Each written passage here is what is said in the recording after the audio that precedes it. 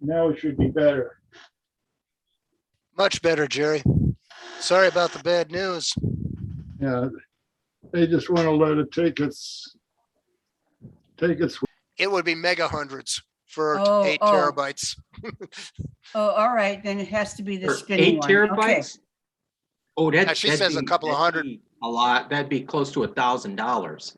Oh, really? Well, Oh, then I yeah. didn't even know SSD. what I was buying. Nothing No, that's new. okay. You got an 8 terabyte hard drive. Did you get that from Costco? Yes, Oh, okay. She got Samsung. okay. Costco? Samsung? Yeah, yeah. Okay. All Now, right. And then- Samsung sounds like SSD. No, it's Do they? Costco. Costco's not selling 8 terabytes SSDs. They're Okay. only selling spinners in that size. So Samsung makes spinners? This is something I am not aware of. I know that they a Seagate. Is it a Oh, maybe it's No, Seagate. no, I'm sorry. it's a Maybe it's They Seagate. sell Seagate. Seagate, I terabytes. do know. And I Okay, have maybe one of it's those. maybe it's Seagate. I got them mixed. Actually, I got- Both start with the S. It's probably Find the Seagate. box. Find the box and then we'll know. I threw it away, but I I'll do- look. Well, Oh, Well, I look can at the look on drive. Look at the drive. Look at the underside of the drive. It has a label. all right, I'll go down and get one. Well, I think okay. I'll bet it's Seagate. oh yeah, it's a Seagate. If she got it at Costco, it's a Seagate. And those are decent. I got mine at Target. Yeah, and I got a couple of. I think I have two of those 8 terabyte drives. Well, mine Yeah, are 4 one terabyte. inside my server and one is a standalone backup drive. Yeah. And Mine I've had no problem with either unit. None. Okay. So are you talking about the internal or the external Seagates? Or Me? both? What I did was take an 8 terabyte out of the shell and stuck it inside the server. Oh, why didn't you just buy an internal? They're They're cheaper. They're cheaper per terabyte. Yes, they are versus buying them separately for a NAS. I realize they're not made to go in a NAS, but it works and it's been running for 2 years now without a problem. Mhm. Let us know after 5 years how good it is. Yeah, well, usually, I start getting smart data telemetry feedback on bad sectors and stuff. My servers are not hit with a lot of transactions, a lot of changes, so they're Yeah, pretty yeah. stagnant. It's more of just a depository for all my stuff. And I got In a other lot words, of stuff. I got antiques like this thing that are sitting in my server, In other words, a lot of it is write once, read many times. Uh-huh. Read it a And- few times. Yeah. If it were an SSD, read isn't very hard on them. It's the Right. write. If it's a spinner, it's not that hard on it either way. And You I gentlemen don't were think- all right. It's Seagate. Yeah. Excellent. Okay. Look at that, Excellent Donna. choice. You got it at Costco. I know which one you got. Well, I got the 8 and then I got some 2 terabits for backing up Terabytes. the laptops and the computers, and supposedly we'll do Linux, right? If It does depends on how you iOS. format it. Just format it for Oh. Linux, it'll do Linux. Format it for Okay. Windows, it'll do Windows. Alright. Split it up. You can split them into partitions and then have one part be Linux, one part be Windows. Well, I need more help on partitioning. It was an interesting experience partitioning for Linux on the laptop, but it got done. It just took a long time. Well, So, if you do 100 of them, you get good at it. yeah, I hear you. Okay, If you've done only 2 of them, it's difficult. thank you. And you need the All right. tutorial, so keep the tutorial handy. Gparted can do NTFS for Windows, and it can do ext4 for Linux. And Okay, you don't really want to go half and half. Linux uses a lot less space than Windows. So I would go maybe 3/4 Windows, 1/4 Linux. all right. In other But words, 2 somehow terabytes. you split it before you format it. So you have to you have to disconnect make it. the partition Okay. beforehand. Anyway, no, Then don't worry now. about it. It's time for your Partitioning- meeting. Thank you. Partitioning and formatting happen at the same time with Gparted. It does everything at once. First, it gets rid. It's going to be one giant NTFS partition to start with. Right. Then you decide with gparted what you want split up. It will list the tasks that are pending, and then you hit the green check mark, and it'll perform those tasks, and it will first eliminate that big partition. Then it will create a little partition for Linux. Probably you want 2 terabytes, and the other 6 terabytes will be NTFS for Windows. Okay. And all should be well. It's a pretty simple operation with gparted if you follow Tim's tutorial pretty exactly. Okay. Thank you. Okay, welcome everybody to the, what is this? September edition of the Tips and Tricks SIG. Normally we have this on the first Monday of the month, but this time, Monday being a holiday, I made an executive decision and moved it to Tuesday. So Carl's got his fingers up. He's poking me in the eyes already. Yes, Carl? Did you get a new car? No. Actually, yeah, that's all I could afford these days with the inflation rate the way it is. You know, if you look, see that it doesn't even come with functioning tires on there. It's only flat on the bottom. That's true. A Okay, little so paint and a little air, new tires, headlight, and you got $100,000 car there. yeah, yep. Nice, sweet, nice paint job on that car, huh? I said a little paint. You know, you see those commercials for that fantastic wax you can put on a car? You think it would work on this? You can try it. Not gonna hurt. Yeah, just wipe some of that on the car and all of a sudden, boing, back to new. Anyways, we'll start out the meeting with our open forum, and then we'll go into our open topics of the night. Who'd like to start out the floor with the first question of the evening? Yes, Wayne. Has anybody tried Ventoy for multi-booting various different operating systems on a USB stick? Does anybody else know what he's talking about? Okay, Wayne, educate us. Well, I don't know. I found it on YouTube. Okay, what'd you find? What is this? Well, it's a thing called Ventoy, and the guy gave a talk about it and putting on at least 3 different operating systems on a USB stick. What, if you could find the link to the YouTube and then post it in the chat, Okay. we can take a look and see what you're talking about at some point. This mostly comes from the Windows world of Linux. And it came up with Ventoy with the Linux for Beginners from APCUG. There's also a tool called Yummy. I've used both. And basically, they allow you to be able to have multiple OSs on various single drives. So if I wanted 10 different distributions on one individual drive, I can use either tool to achieve that.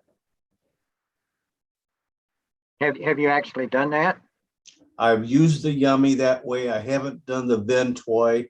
They work basically the same way. You have to run the tool to prep the USB drive.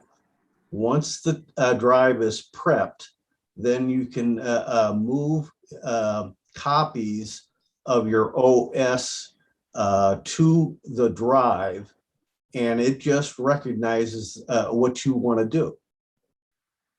Do you have to actually install the OS onto the drive, or you can copy your existing one onto it? The one I've been using lets me just copy. Really? Actually, with Linux, it doesn't make any difference because cloning or copying a Linux install will usually run. Yeah. Okay, but what about Windows? You can't do that. It's not licensed. Well, not only that, but it's a good possibility it wouldn't run on that. However, there are a number of tutorials out there where you can create a bootable Windows on a USB drive. Yeah. But you're also going to be restricted to the bandwidth rate of your USB port Yeah. and the drive. So if you have USB 3 port and a USB 3 flash drive, your top speed bandwidth is about 80% of 5 gigabytes, period. Although USB 3.2 Gen 2 and also USB-C have higher capacities. Well, would you like to take a poll of how many have the new gen? I only have it because I just got a Panther Canyon NUC. That's what I'm getting at. I know, almost nobody has it. Almost 3.1 nobody has, that's right. It's been, the Gen 2 has been promised for a long time. There are some other systems out there, laptops, etc., that do have the capability of Gen 2, but most of them are Gen 1 3.1 or 3.0. And of course, you go back to USB 2 and USB 1 and 1.1. Yeah, no Windows there. Why No not? Windows. Why not? It Wayne, would be a test of Let's your. go to Tim. Let's go to Wayne's question. Wayne's subject here. Wayne, Yeah. what is your application? I just thought it'd be nice to be able to have Windows and Linux on a USB drive that you could run on, say, another computer. So I don't think the Windows will run. I may be wrong, but bottom line is you can have the multiple Linuxes, but again, you're going to be severely restricted on speed. I mean, if you have a machine that has USB 2 ports, or you're using a USB 2 flash drive, top speed is 80% of 3 gigabytes. Right. Glaciers move faster in the water. Yeah, by contrast, my Gen 2 ports can support something on the order of 5 or 6 gigabits per second. No, And- Gen 2 should go to 10. Okay, my SATA 3 must be the limiting factor then. It's somewhere around 6. Yeah, it probably is. Because you're not using the NVMe M.2 drive. If Oh, you yeah, were using that, you'd I get have a PCIe to Thunderbolt enclosure, but the thing is, getting back to Wayne's thing, yes, you can run multiple operating systems that way. And it's very interesting running multiple Linuxes. You So can how big of a USB stick would he need to run Windows and Linux? 64 or better. Windows, how much? 64 or better. Yeah. Okay, so he would need, Wayne, you would need probably 128 gig drive. Which I have. You have just hanging around here. Oh, Yeah. I got several. And you just don't know it's burning a hole in your hand. You got to figure out something to do. Yeah. Well, I got a 256 and I wouldn't do Windows on it. The Linuxes will work probably real well. This They're is designed for it. 256. Yeah, 256. Yeah, but the Windows, it'll run like a dog. And that's going to be the problem you'll run into, Wayne. It's going to be just so slow that you'll be frustrated. You know, you click on something and then you're going to have to wait for it to respond, to redraw the screens. And Maybe what I do is just load various different Linux forms on this and be able to run it on my Windows laptop. Sure. Yeah.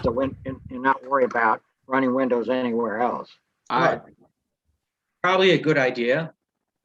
Do you What feel I- you need to have Windows Portable to take with you somewhere? Windows to go. Not really. Not really. Okay. I mean, if you were a business, you could make Windows to go, which you could take Right. Yeah. use on different computers. That costs you an enterprise license. Yeah. But if you're talking Linux, oh yeah, lots of people run Linux, especially the really lightweight Linux off of flash drives when they don't want to leave a trace. That's there's Tails, there's I think Puppy, and there's Yeah. a couple or three others that run pretty nicely.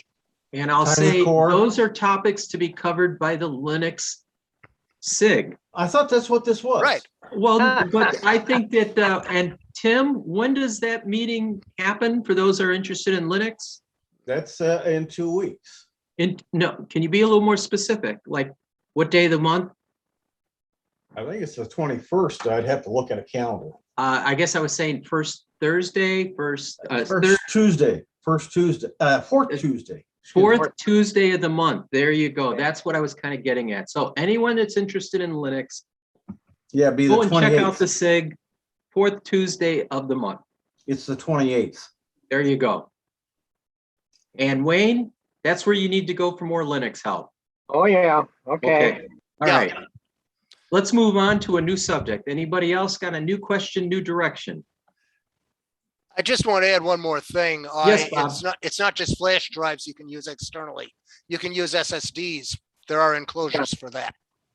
You could use, any external drive. You could, I guess you could run that way. Yes.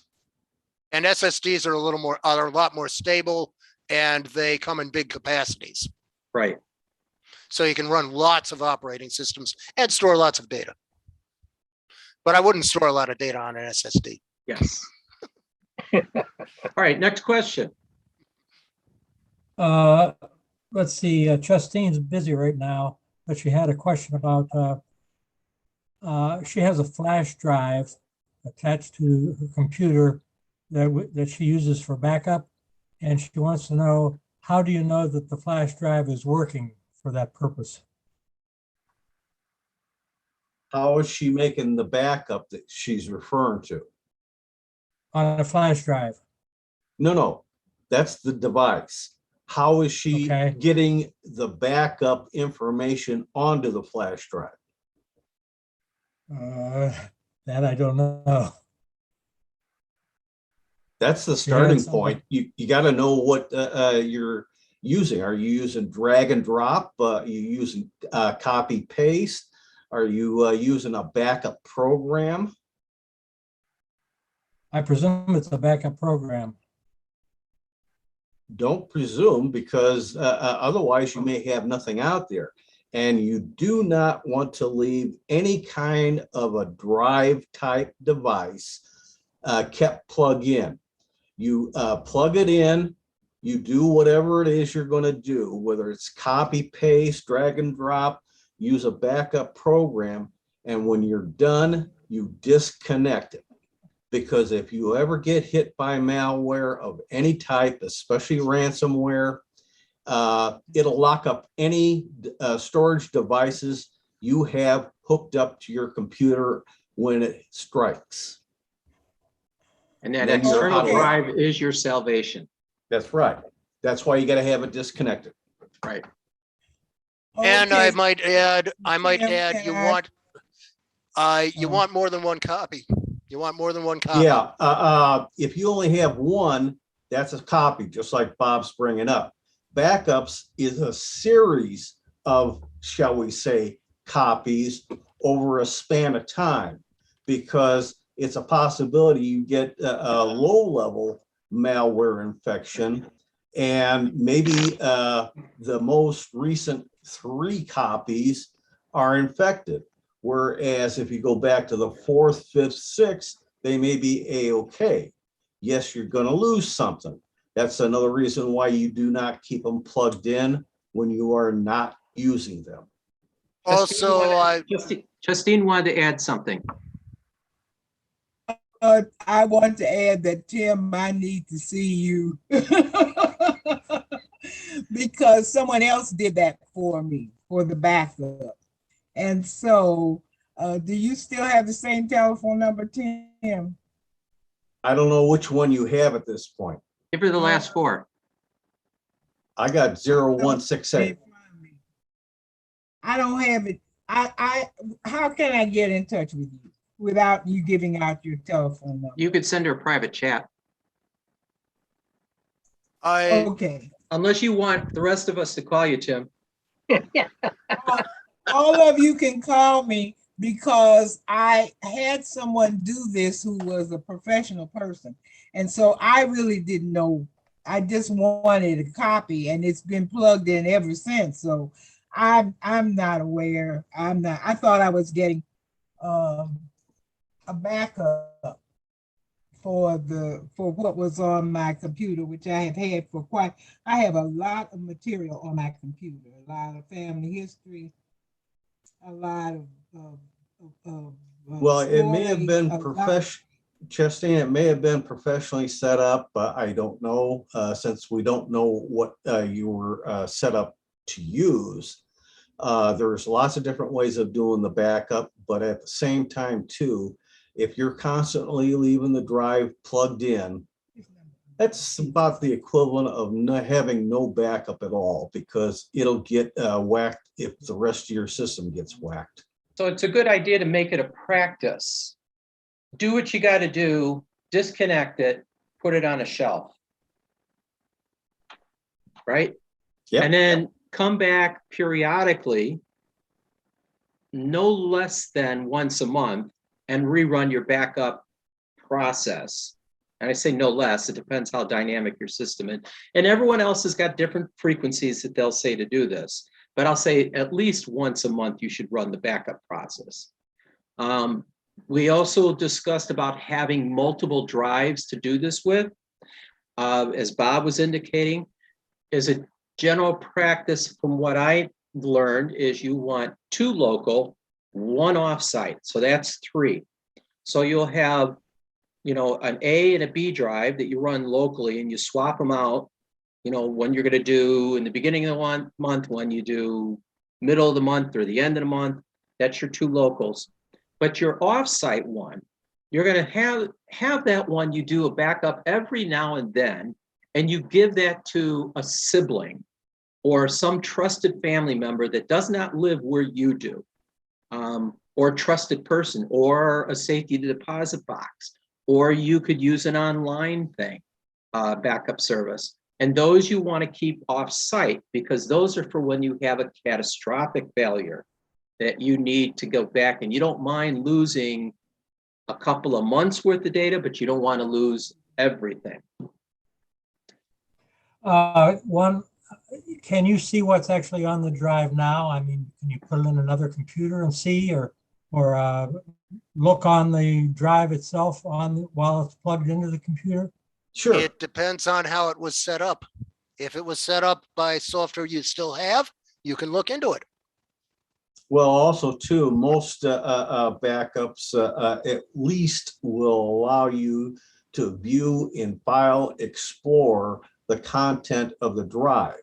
Now, if it's using proprietary software for backup, a lot of times that's in a compressed image. You may or may not have access inside of that image, but it usually will show you the dates that it was either created and last modified. If you use a product like SyncToy from Microsoft, then you can view it totally. You can copy and paste. It's just like regular files, but they are not compressed. I think the bottom line here is you can pull data off of your computer and put it into many different formats, as long as you have it on something that you trust that will be able to store the data for a long time, and as long as you have at least 2, maybe 3 of them, and as long as you keep doing the backup at regular intervals.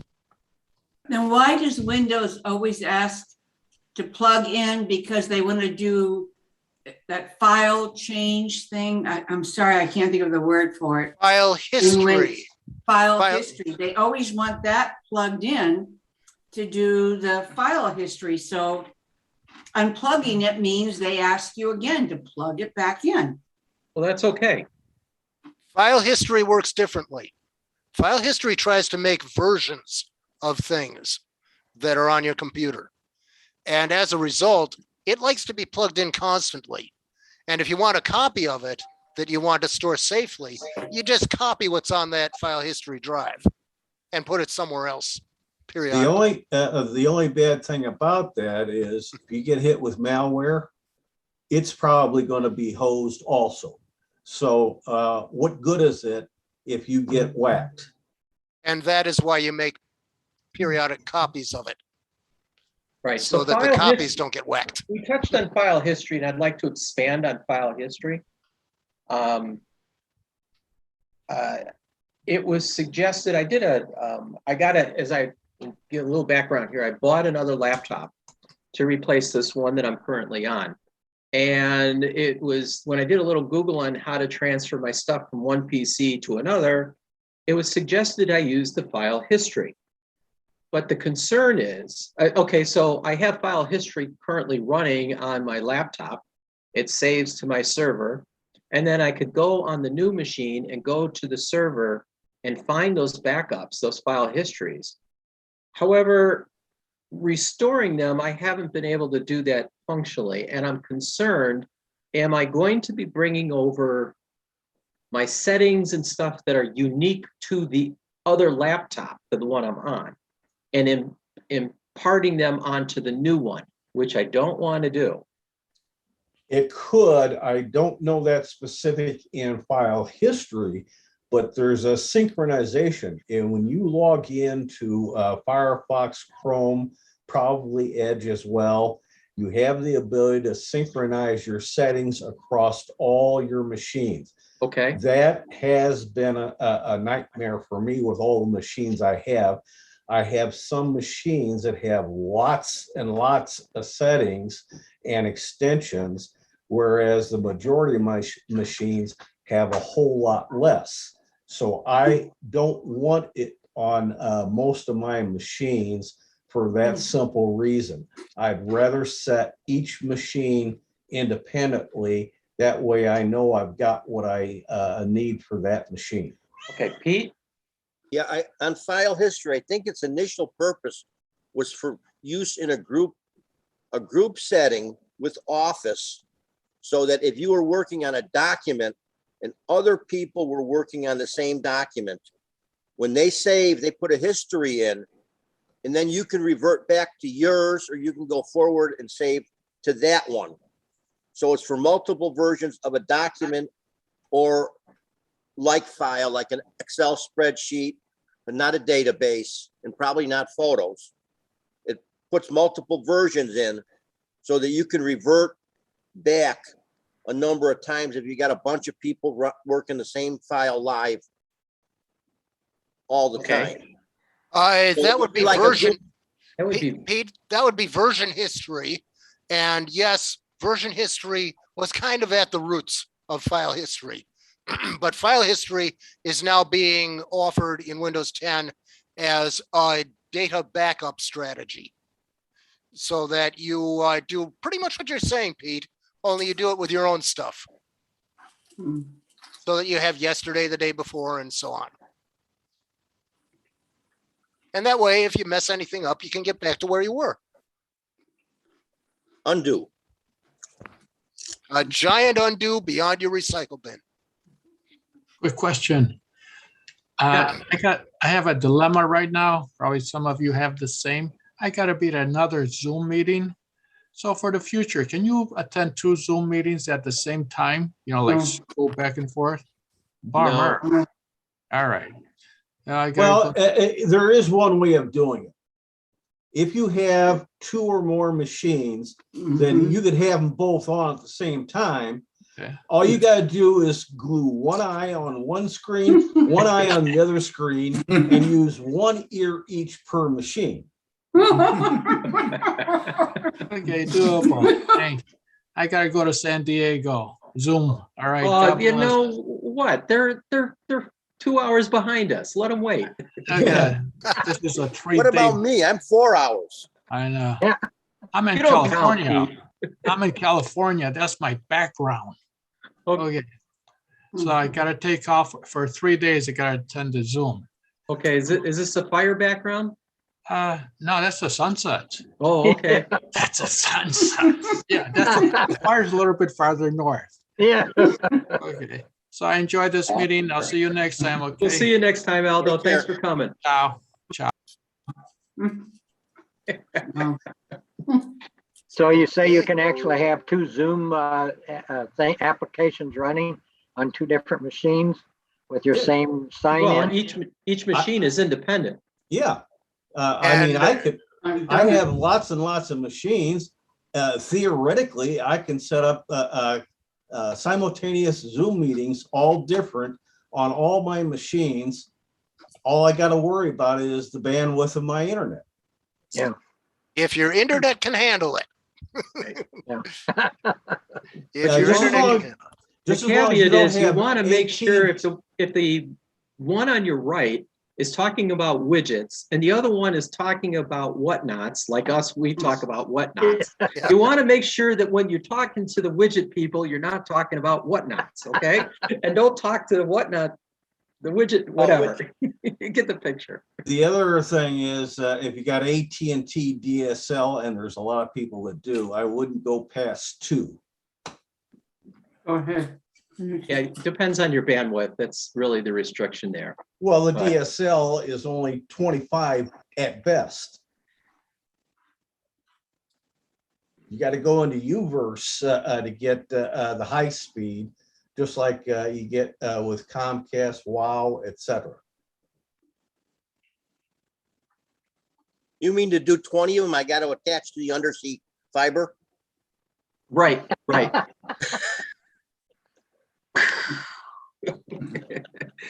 Watch the whole world fall down because of you, Pete.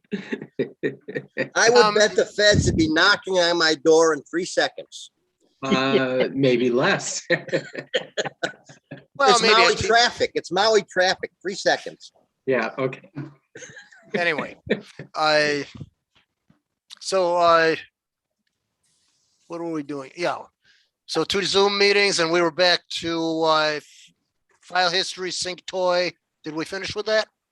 Yeah, so file history, I'm still a little vague on. I was not able to get the other machine.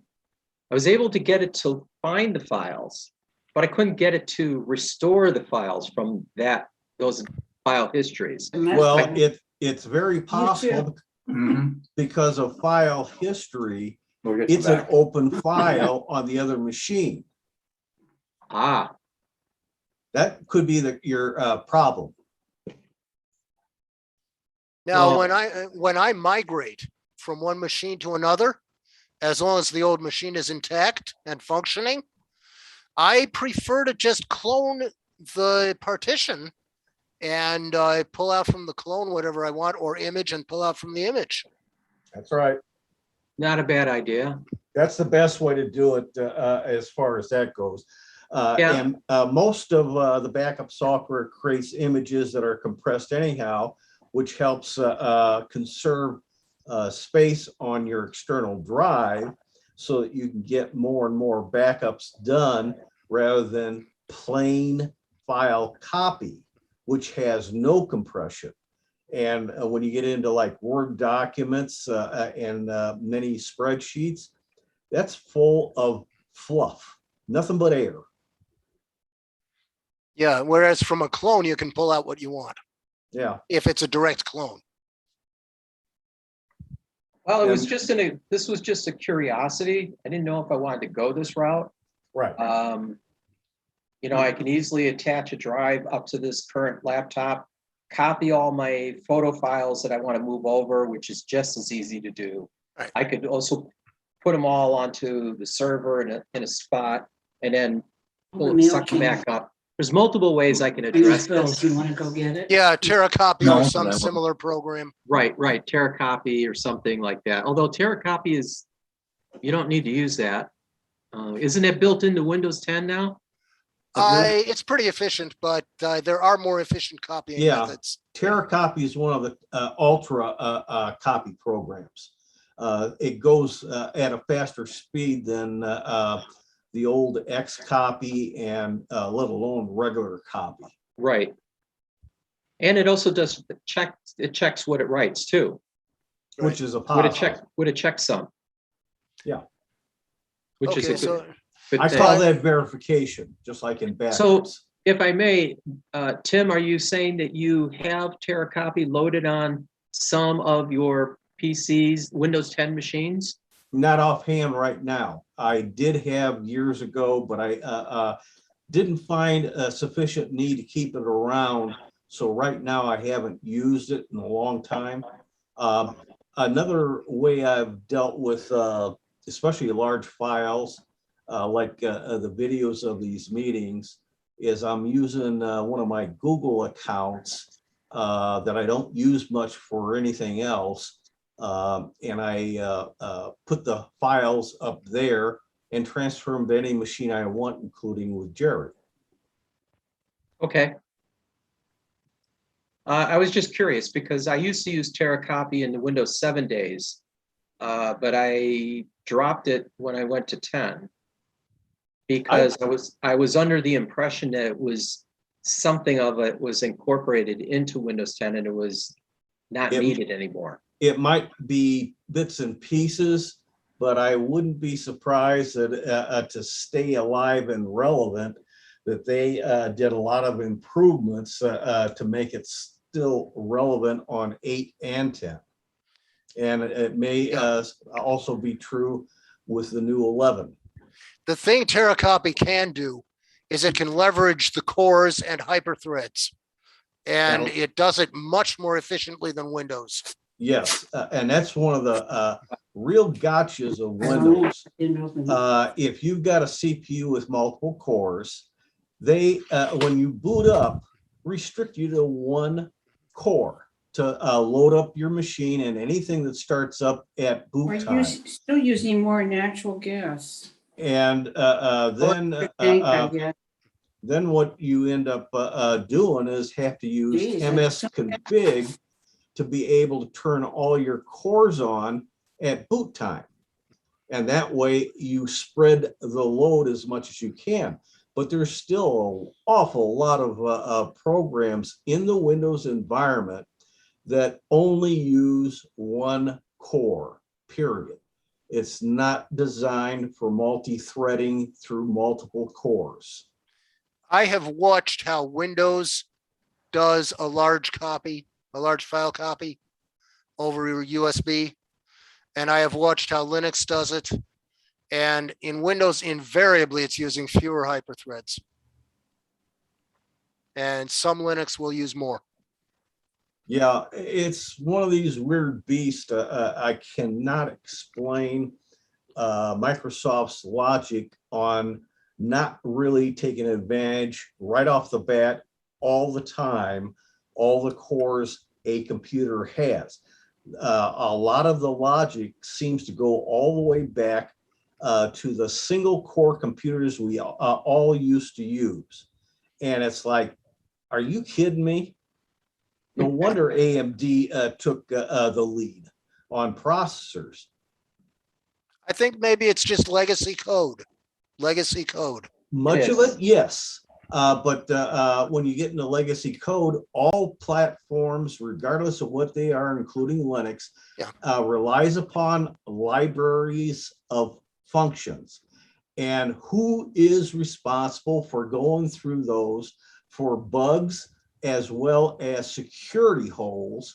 Because we keep coming up with security announcements of holes going back as much as 20 years that were in libraries commonly used by programmers who do not have the responsibility of maintaining the libraries of functions. Well, anyway, the take-home lesson here is you might still get some leverage off Terracopy. Right. Yeah, I'd look into it. And I did do a quick Google search, and an small article came up, and it definitely said Terracopy is still viable. It is still faster, and it does utilize more buffers. It does do the checksum, which Windows does not necessarily do. So it is a better product to use, and it's free. And buffers will be dependent on how much RAM is in this machine that's doing the sending. Right. If you've got 16 gig of RAM like I had in my old machine, then it goes pretty fast. Right. Okay, next question, new direction. None? Carol had a hand up earlier. Carl was talking about my car. Now, Carl had a hand up during the transfer from an old PC to a new PC. Ah, yes, Carl. Well, Did you- I guess you answered my question is, can you access files on that backup? Depends on what you used to make the backup. Yes, because some software, backup software requires you to have a license to have finite access to the content of your images. Personally, I use the free versions that do not give me that fine grain capability because I don't feel the need for it. That's Thank you. me. Thank you. Yeah, for my needs, although I don't have huge amounts of data, I do, for data backups, I do a simple copy, or if in Linux, I could use what they call rsync or ddcopy, which can do compression and can be really, really fast.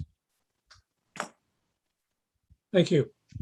Yeah, rsync is also available. I'm pretty positive on Windows too. Yeah, it works best on Linux, but it's available for Windows.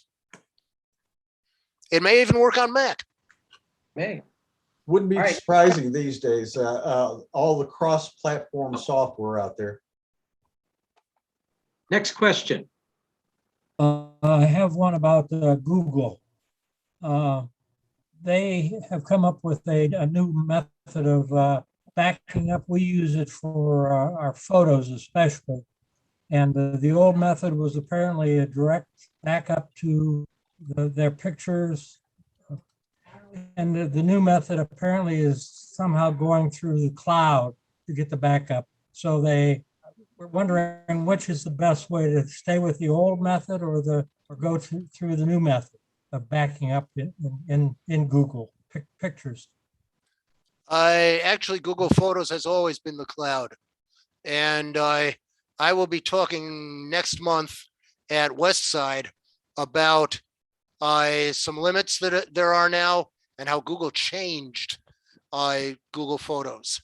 It used to be that Google Photos and Google Drive were independent of each other, and they had independent storage. They've been merged as of June of this year. That may be what you're referring to. Probably, yeah. So the method hasn't really changed. It's just now they merged the storage and it all counts toward your max. Which is what they want you to think, where they change the dialogue, if you will, so that you're now thinking instead of photos, you're thinking files, because it's all encompassing in the full package, if you will. Right, Bob? Yes. And I'll get into details at Westside. So, Justine, you got to come to Westside next month to get more of the answer to your question. Bummer. To be continued. And by the way, this particular detail, somebody's going to have to remind me by asking me then. Oh, you take the notes there. Just put it in your notes. I think it's specific enough so that during the talk, people can interrupt and ask. Okay. All right. Next question. All right. Did anybody buy? Oh, go ahead, Pete. A quick show and tell. About two times ago, I said I got a printer. Yes, you got this new fancy dancy 3D printer. Okay, so let's see if I can get the. And it's a cylinder. Oh, it's a silo. silo. Nice. It's a harvest store. Yes. Are you using it as a humidor?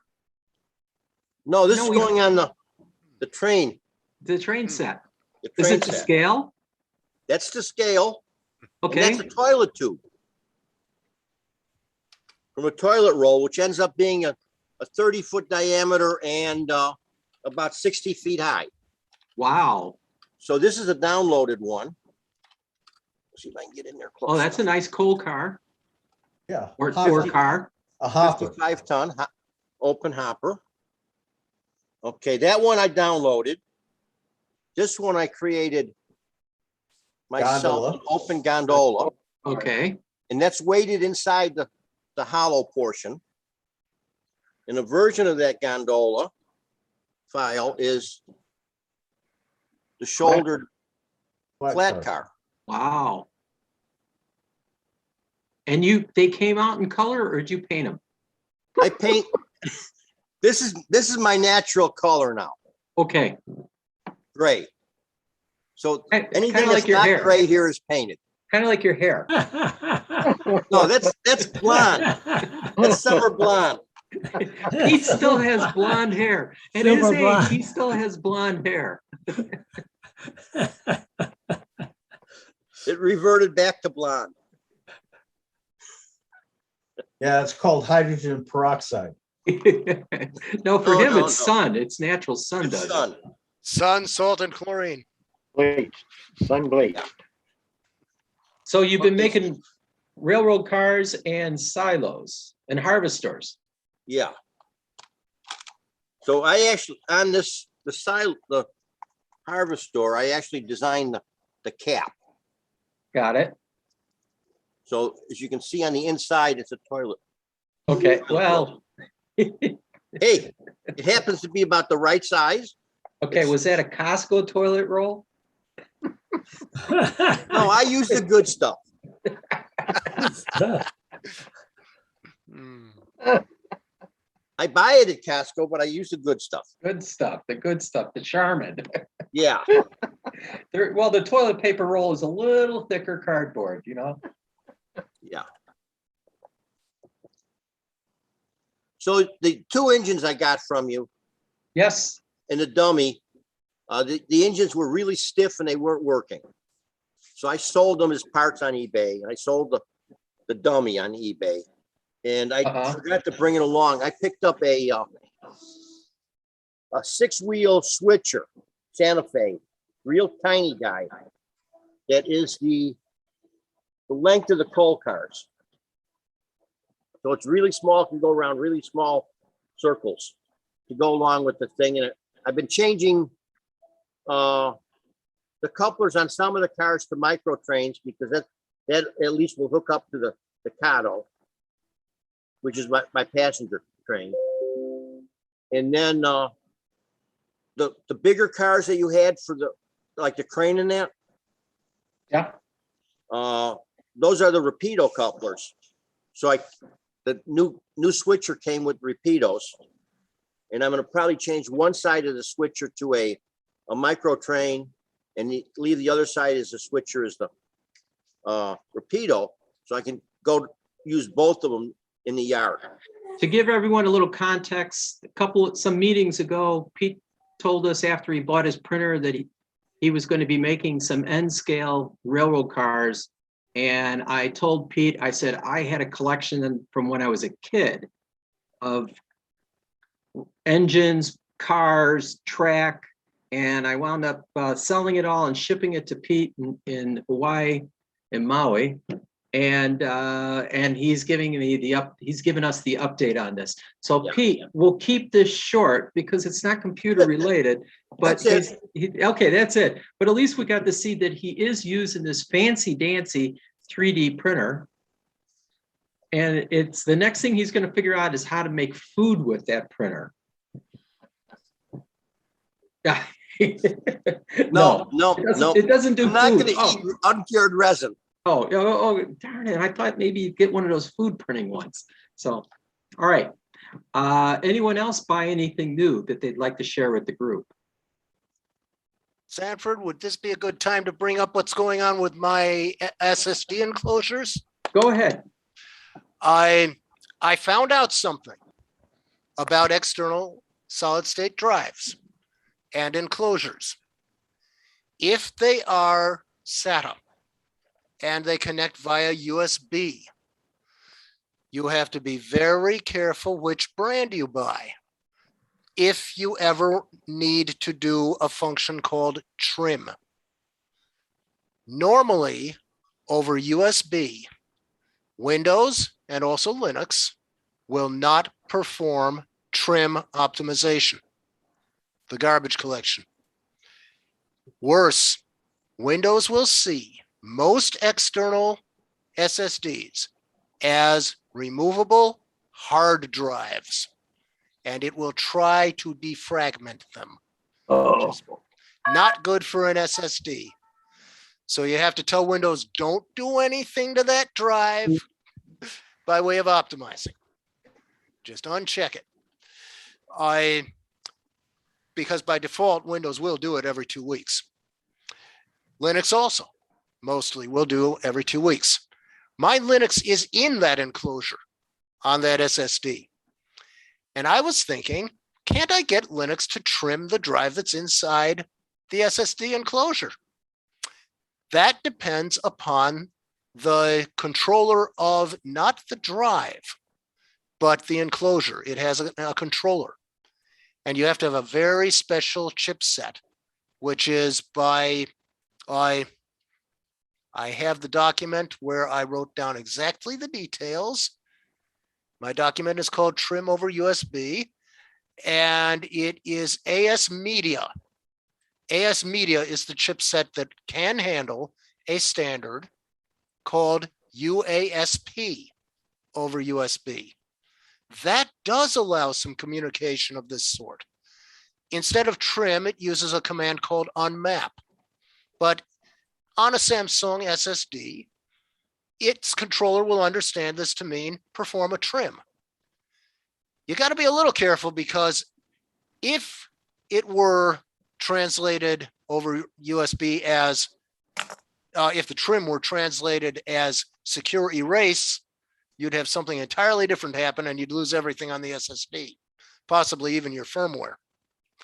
So there are only a couple or 3 brands which carry full UASP. And these are StarTech and a few by J Micron. I had one by SSK, which is a decent Chinese company, but it does not carry the trim command. I further tested after switching over to the StarTech enclosure.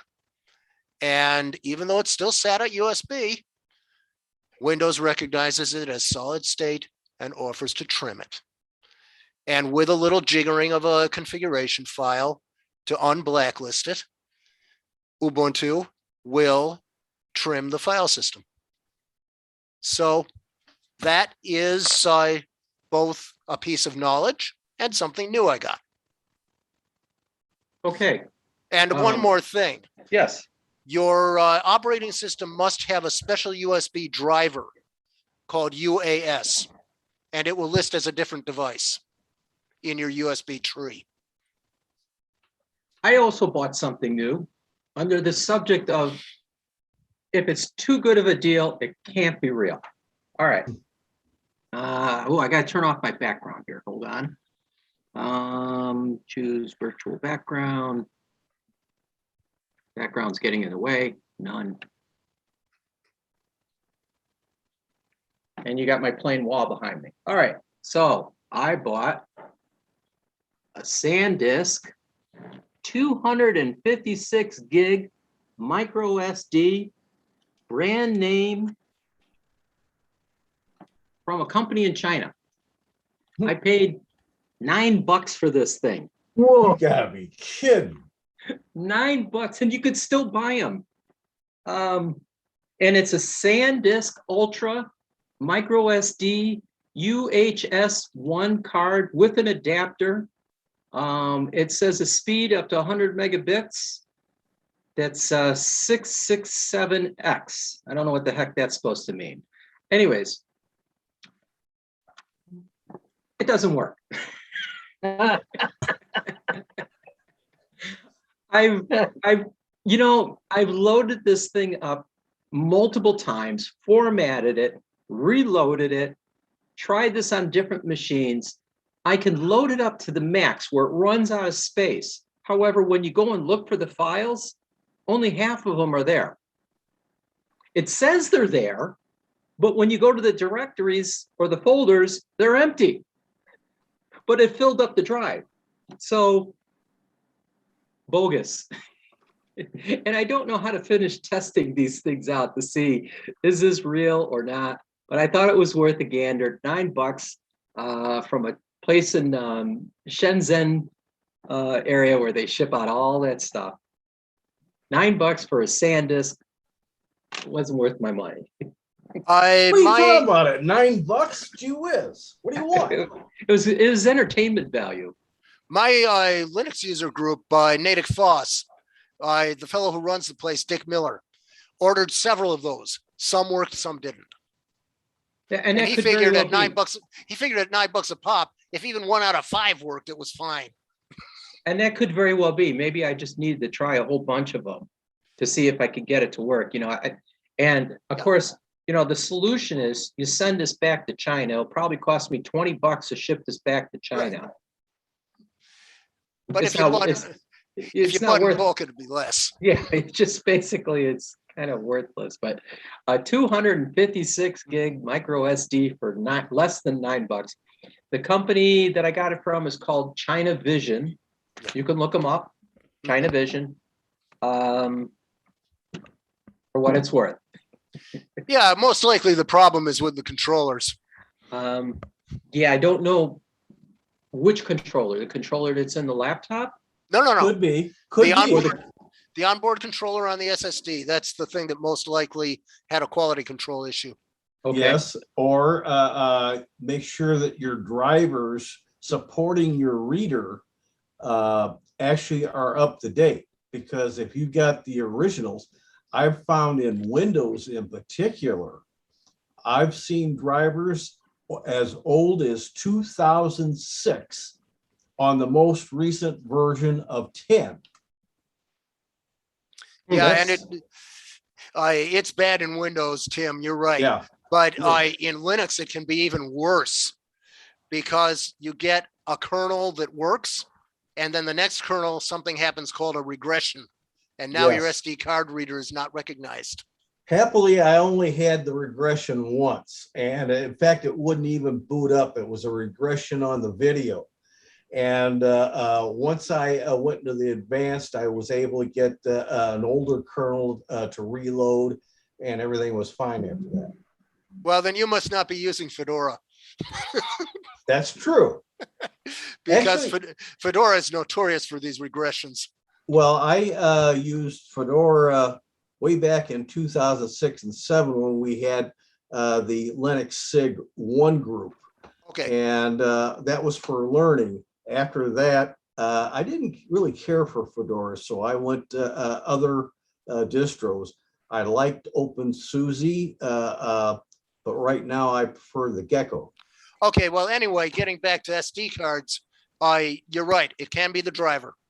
And the driver, if it changes, can forget that your SD card reader can read 256 gig and write 256 gig. That's right. Okay, The other so- thing is some of these SD cards, if you're really clever, you can figure out how to refresh their firmware. Yeah. So, okay, I'm not going to be doing any of those things. I just want it to work. I don't feel like rolling up my sleeves and, pulling out the microscopes and figuring this thing out and rewriting my whole operating system. Hey, it was a $9 experiment. And it's a SanDisk. It's a brand name. Oh, I can't get it to show on here when I put a virtual background, but brand name. Don't know what else to do other than find a store that sells these and locally. There's no such thing as support. Is there in the United States for SanDisk? Probably not. SanDisk. You might be able to find some support from them, but they might say that based upon a scan of the UPC, this was one of their rejects. Could very well be. Because there Maybe are that's- Chinese companies that collect up these rejects and then resell them on Amazon. Okay. Yeah. But if you're willing to try checking your drivers, at least in Windows, that's not a big deal to do. Okay. I'll see if my drivers are working on there. And I could also try a different device instead of using the slot that's in the laptop.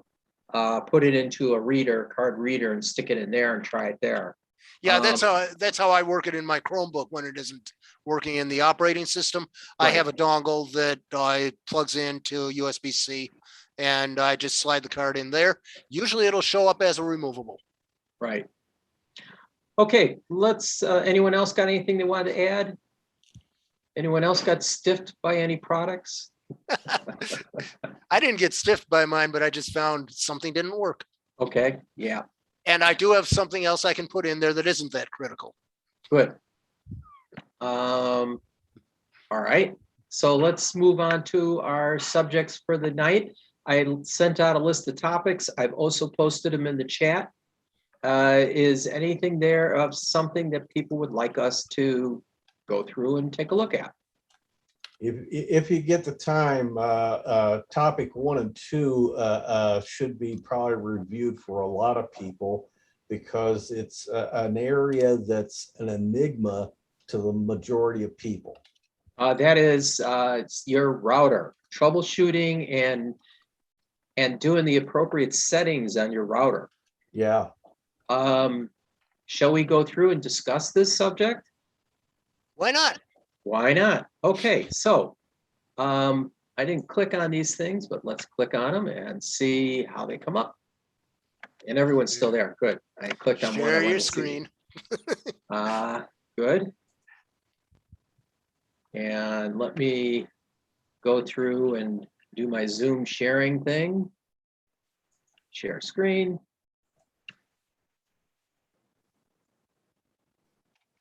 And that should be this one. Share. Okay, how to access and change your Wi-Fi router settings. This is a good thing for most people to know if you're somewhat computer literate. You shouldn't be totally blind on this. You should know how to access your Wi-Fi router, how to see the settings that it's at, and how to modify or change them. Very good thing to do. But one of the most important things to do when you're in your router is also to check and see if there's any firmware upgrades or updates that need to be done. So how do you access it? And by default, the IP address to your router by default, unless you've changed it or you get one from a company such as Comcast or somebody else where they're going to assign an IP address that's Internet Protocol address to the router. The default one is going to be 192.168.1.1 and then hit enter. You enter this right into your browser.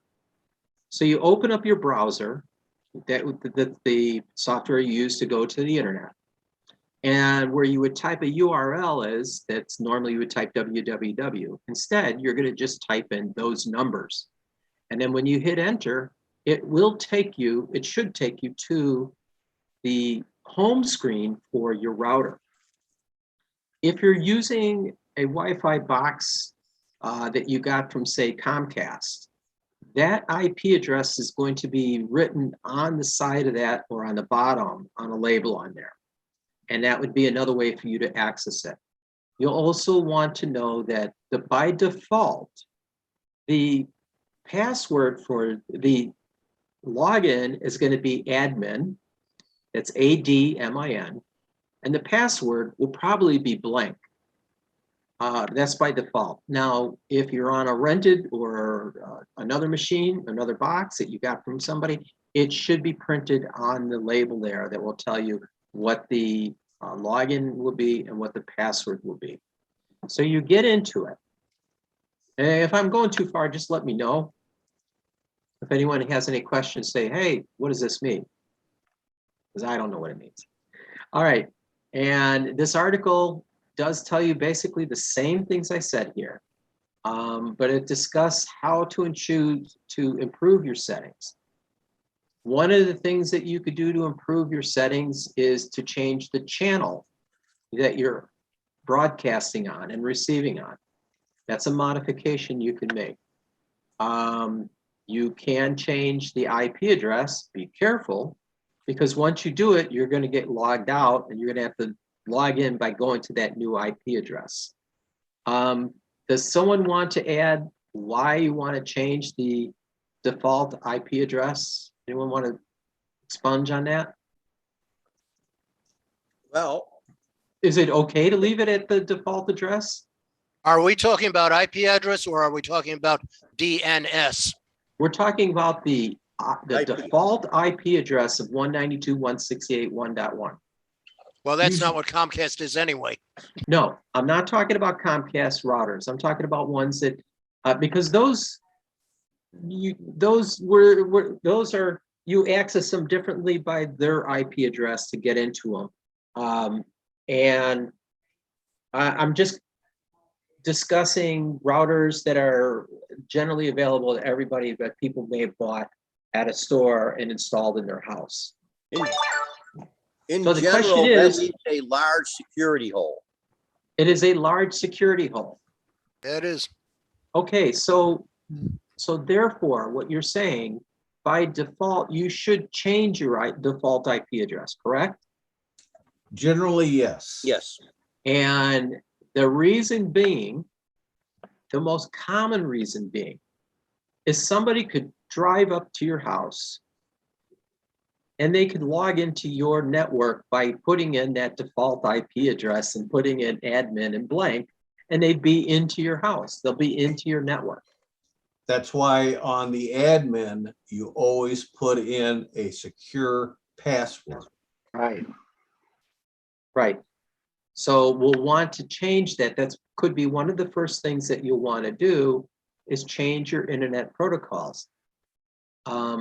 Be forewarned, generally this will have no impact on anything you already have loaded or installed in your system. You may have to have your devices rediscover or relog into your Wi-Fi. Yes. And get a new IP address. You'll probably, if you're already up and established in a household where you have Wi-Fi devices, they're going to need to get this new IP address in order to log in. And you're at to set up each one of the laptops and computers, your thermostat, everything that's your Amazon Alexa device, everything that's connected via Wi-Fi. You're going to have to give it the new IP address to do that. So you got to be prepared to do that. So the other thing you can do if you're going to do that is you can create subnets on the output side of that so that you can actually parse out your local wireless or wired internet so that you can actually put different restrictions on certain machines. Yes, but So you can, on that third number, you can change that to anything up to 255. I have a bachelor's degree in network management. Trust me, the overwhelming majority of people could not begin to understand, let alone handle subnetting. I understand that. I've got a CompTIA network plus, so I understand that. But simply, you could say, okay, all the machines for the kids are going to be on 192.168.5.1 is its router. And then you could also have a 2 and a 4, and you could do that all the way up to 255 if your router can handle that many. Normally, they only can do about 6 subnets.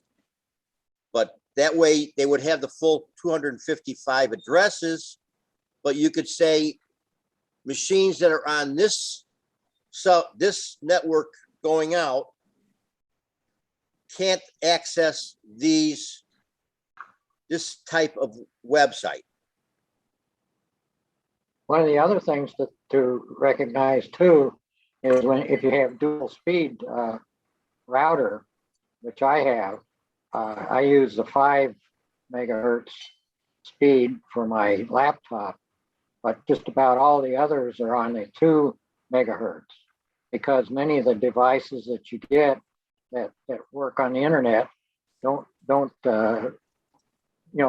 use the 5 megahertz, only just 2 megahertz. Very, very good point, Wayne. To further what you were saying there is you need to be conscious of how far you are away from the router itself, the Wi-Fi router, the base station. 5 gigahertz does not go as far as 2.4.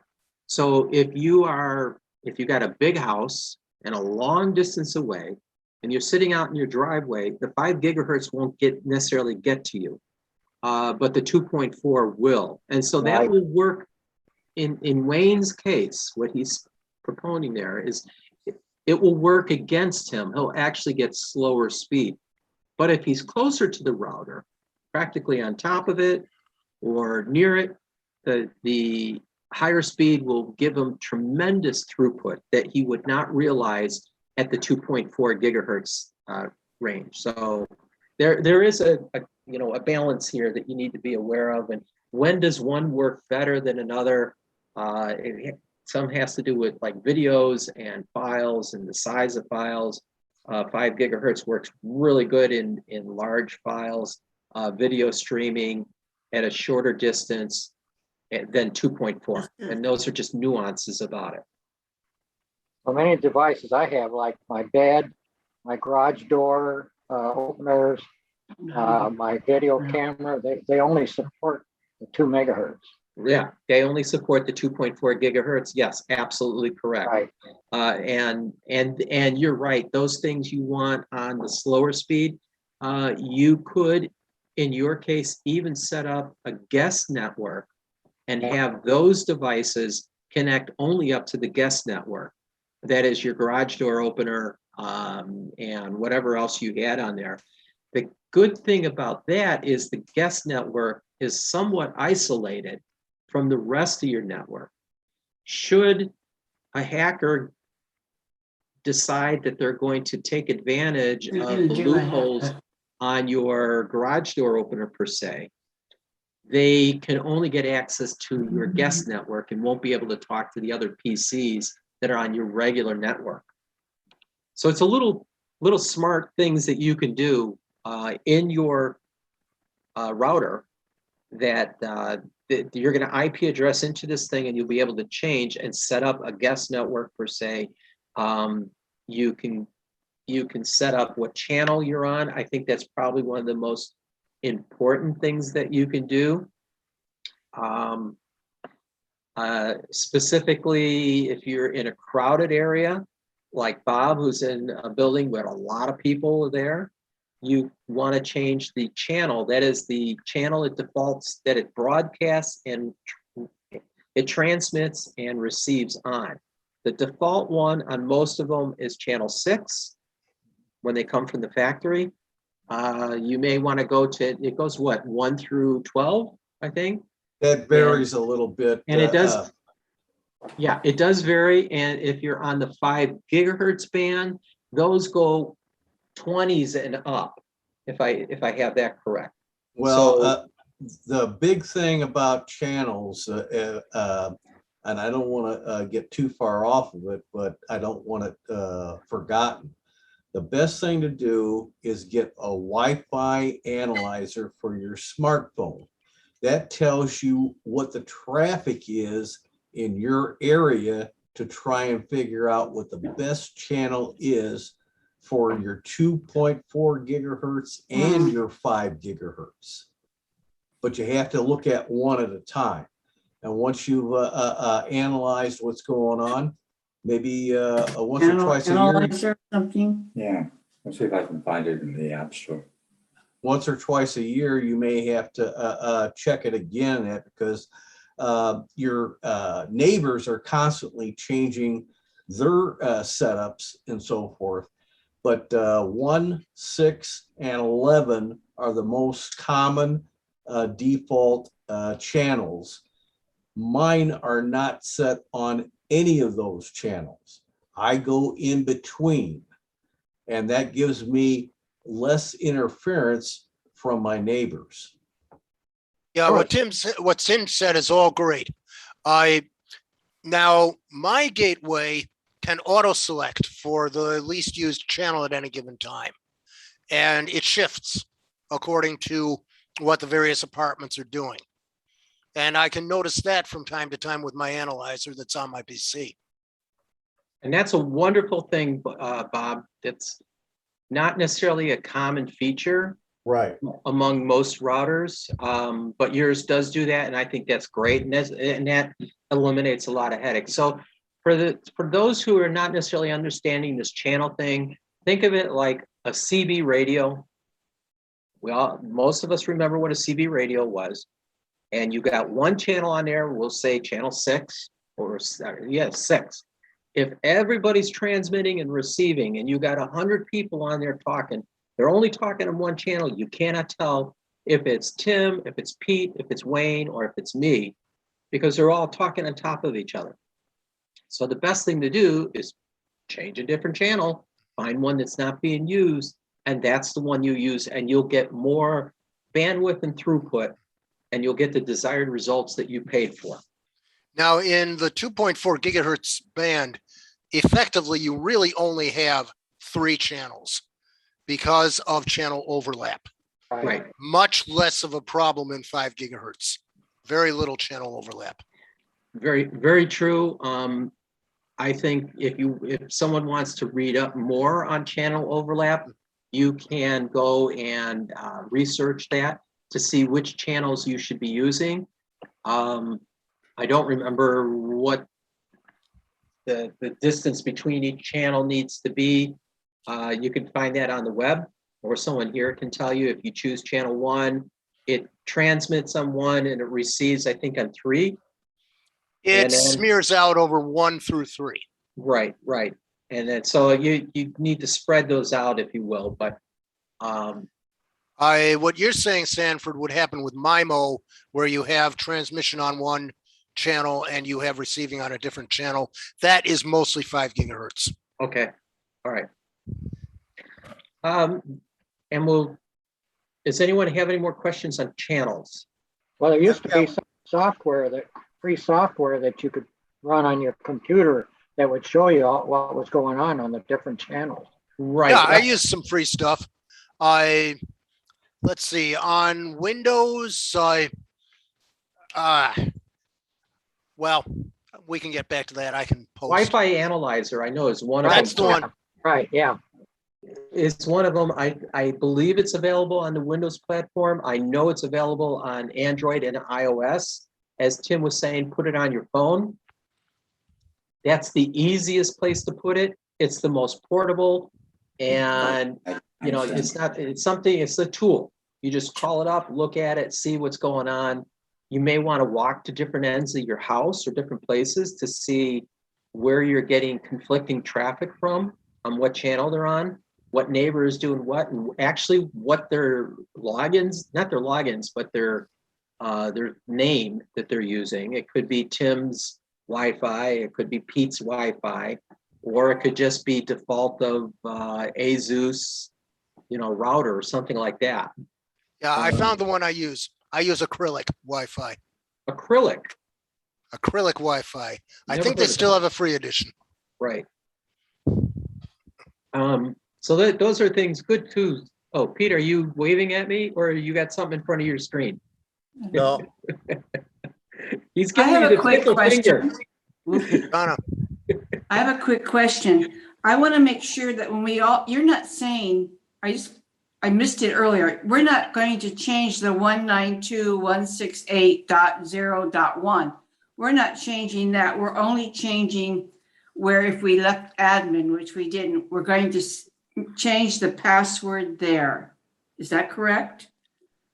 You can do both.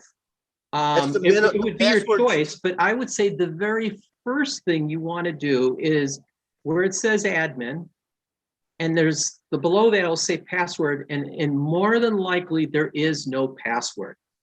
Go ahead and when you log into the router, give it a password. And you could leave admin alone if you wanted, but that one's a good idea to change that too. And this Okay, would well, we've prevent done that. All right. And this would prevent somebody from driving by and sitting in your driveway or in front of your place or in the next door neighbors, for them to be able to access your router directly, just by changing the login password. Yeah, we've done that. What we end up getting though is the 2.4 is secure on our Apple devices, but the 5 always comes in not secure. And I don't know what we can do to fix that on Apple.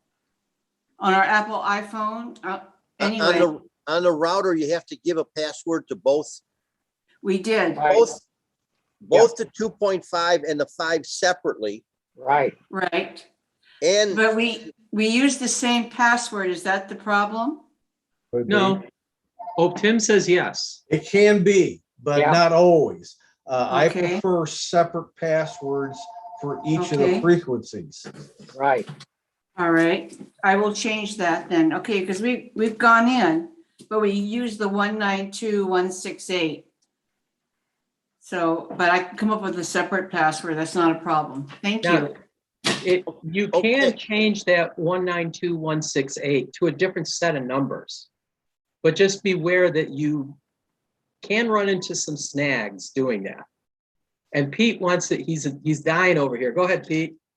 a word to the wise. You don't access these like the passwords you use for your applications every day. Yeah, no. Find a notebook, and when you're doing this, write every single change that you're doing in that notebook explicitly. And then put that notebook in your file cabinet under network or something, along with your document for your ISP. That way, a year from now, when you've got some problems with the network, you can go to your file cabinet, you dig out your stuff for your ISP or your cable service. The notebook is there with all your passwords, all your settings and everything else. And then you've got something to relate back to. Right, right. Very good point, Pete. Yeah, I've got 4 passwords because I've got one for each of the 2.4, you know, the regular and a guest, and also on the 5. So I got 4 different passwords. Very good I've point got there. 6 in this building here. Just because I've got a subnet over for the other side. Yeah. And I've got for my side over here. And then I've got the guests on both that are different. Well, we have TP Link, but I've never seen, I'm not sure I've seen where to put in a guest, but I'll go look again. The other thing I want to point out too is not all routers allow you to change admin. Many of them say, "Fooey on you, it's going to be admin all the time." Yeah. But the password is very, very important to have something unique that you only use on the router. And like they said, you got to keep it recorded because you're going to forget it in a very short time because you do not normally get into the routers that often. Got it recorded. I just don't know why the 5 is not secure on Apple. I didn't remember it Here's- and I didn't look into it. Here's the thing, Donna.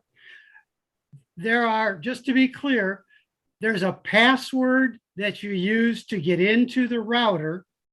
And then there are passwords that the devices have to know in order to connect up to the Wi-Fi. 2 different Correct. things. And there Jim are is- 2, right. there's a main and a guest for each 2.4 and 5. Yeah. So Okay. there are actually 5 passwords that you have to Right. deal with. Right. Okay. Yeah, Jim, We've got the 3 that, you know, the main ones that the admin has been changed and we have passwords for the 2.4 and the 5. They're the same. So I will change the second one. Yeah, so you may not have passwords set up on the guest I don't. side. And that's probably what the analyzer or whatever the device Right. is seeing. And your device, your Apple PC or whatever you're using uses a different interface for the different speeds. Oh, So you- okay. So you might need to log in and check the password on your laptop or whatever, your MacBook, to make No, sure we only that have iPhone and iPad. We either don't way, have- Okay, okay, but log in, all right. check your logins there for the other frequencies. Okay, and make sure that they have a password associated with the login. They do, but okay. Correct one? Yeah. They're the same for the 2.4 and the 5, so I will change them out. I'll change out the 5. And it has to do with WSP and WSP2. And our 2.4 is WSP2, but the 5 only comes in WSP, and that's why it says weak. Well, Okay. okay, you got the letters a little bit wrong. It's WPA and Okay. WPA2. Right, You okay. always want to go with WPA2 or the new WPA3 if it's available. Do not use WPA. It's very unsecure. Right, and we can't make the 5 go to WPA2. That's the problem. It doesn't go there. I don't know why. That's got to be something to do with the router then. Could be the age of the router, but No, I've never it's rather new. It's a TP-Link 6, the new 6 thing. It's new. Well, I'll tell you this much. I have I go back and I have 4 or 5 routers in my house. I guess that's my subnetting. At any rate, generally speaking, with all of them, I can set each individual frequency or the Ethernet with WPA, WPA2, but Right. only my newer ones would have WPA3, which is the new one. And if Okay. none of your devices supports yet WPA3, you have to drop everything back to 2.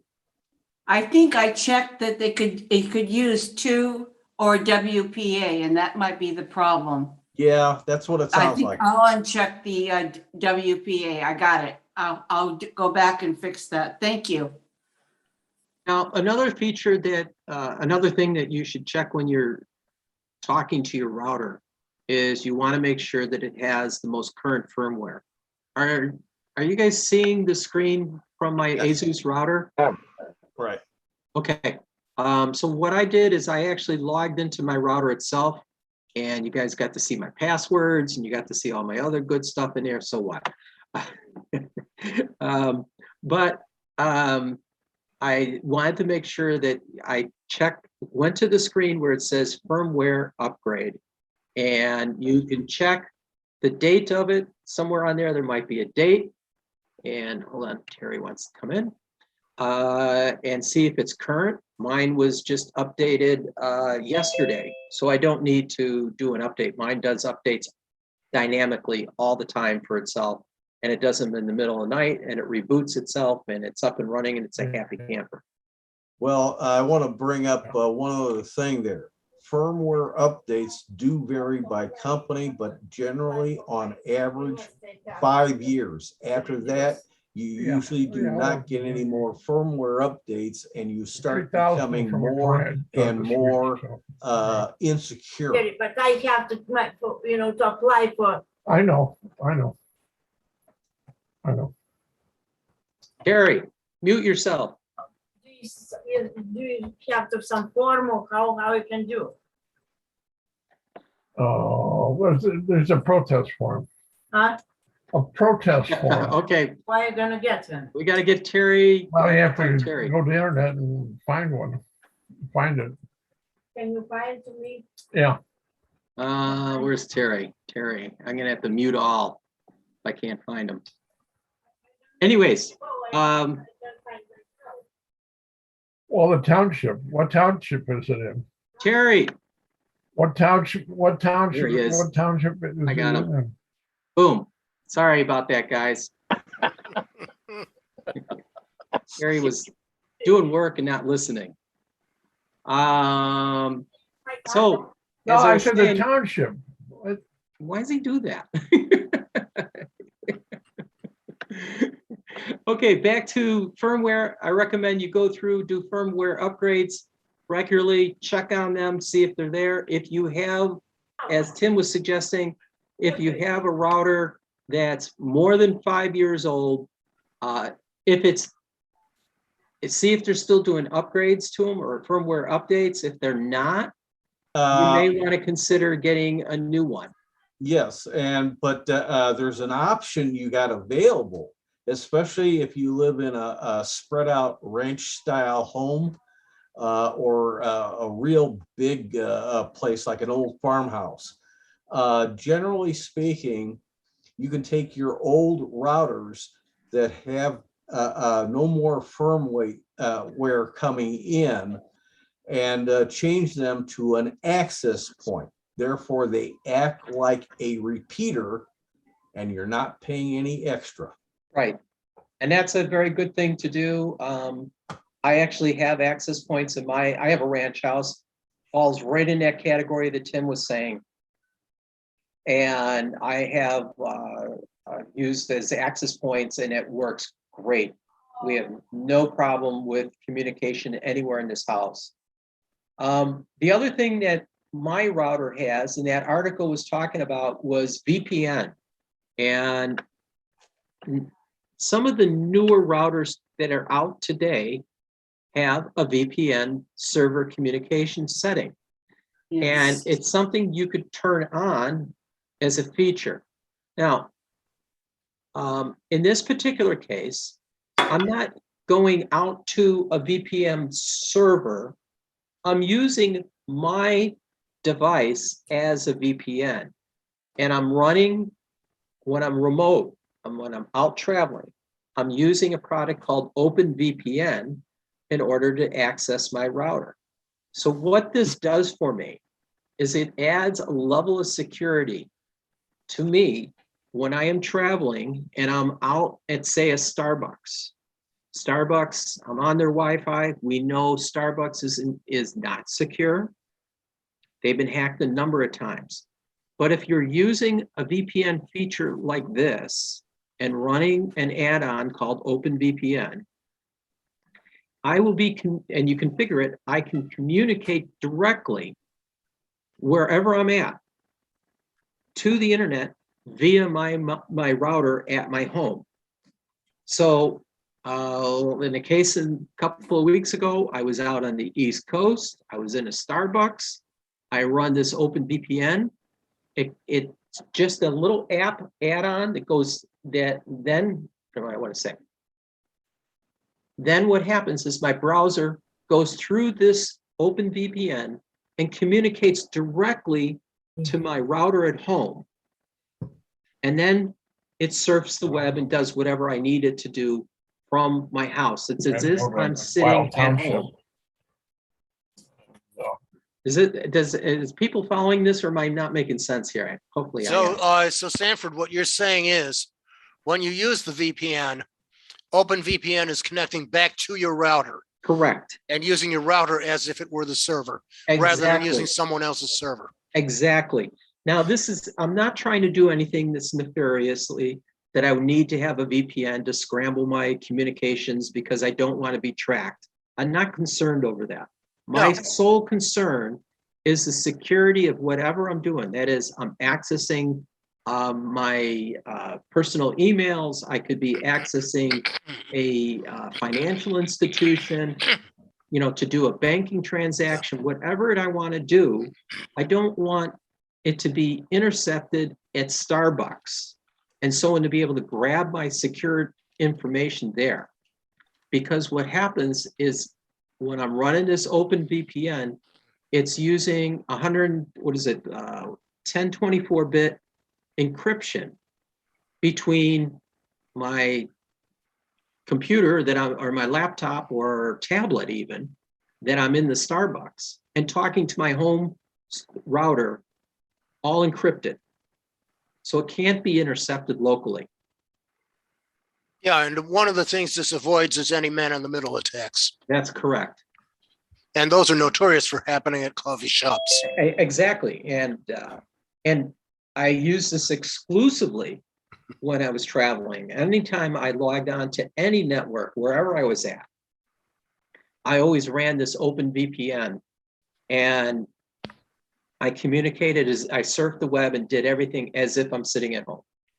And OpenVPN is open source. But That is how, correct. what do you do to make it, we have that VPN outlet on our router, Right? but I don't know how I would turn on OpenVPN. But let me go back for a moment before we deal with that. When you talked about your access point, putting a router somewhere else, what do you do? I mean, what do you do to that router? You just plug it in the wall, or what You're is gonna- it to make you're it going an to- access point?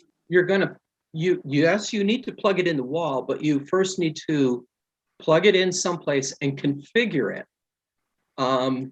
so that it knows to talk to your base router.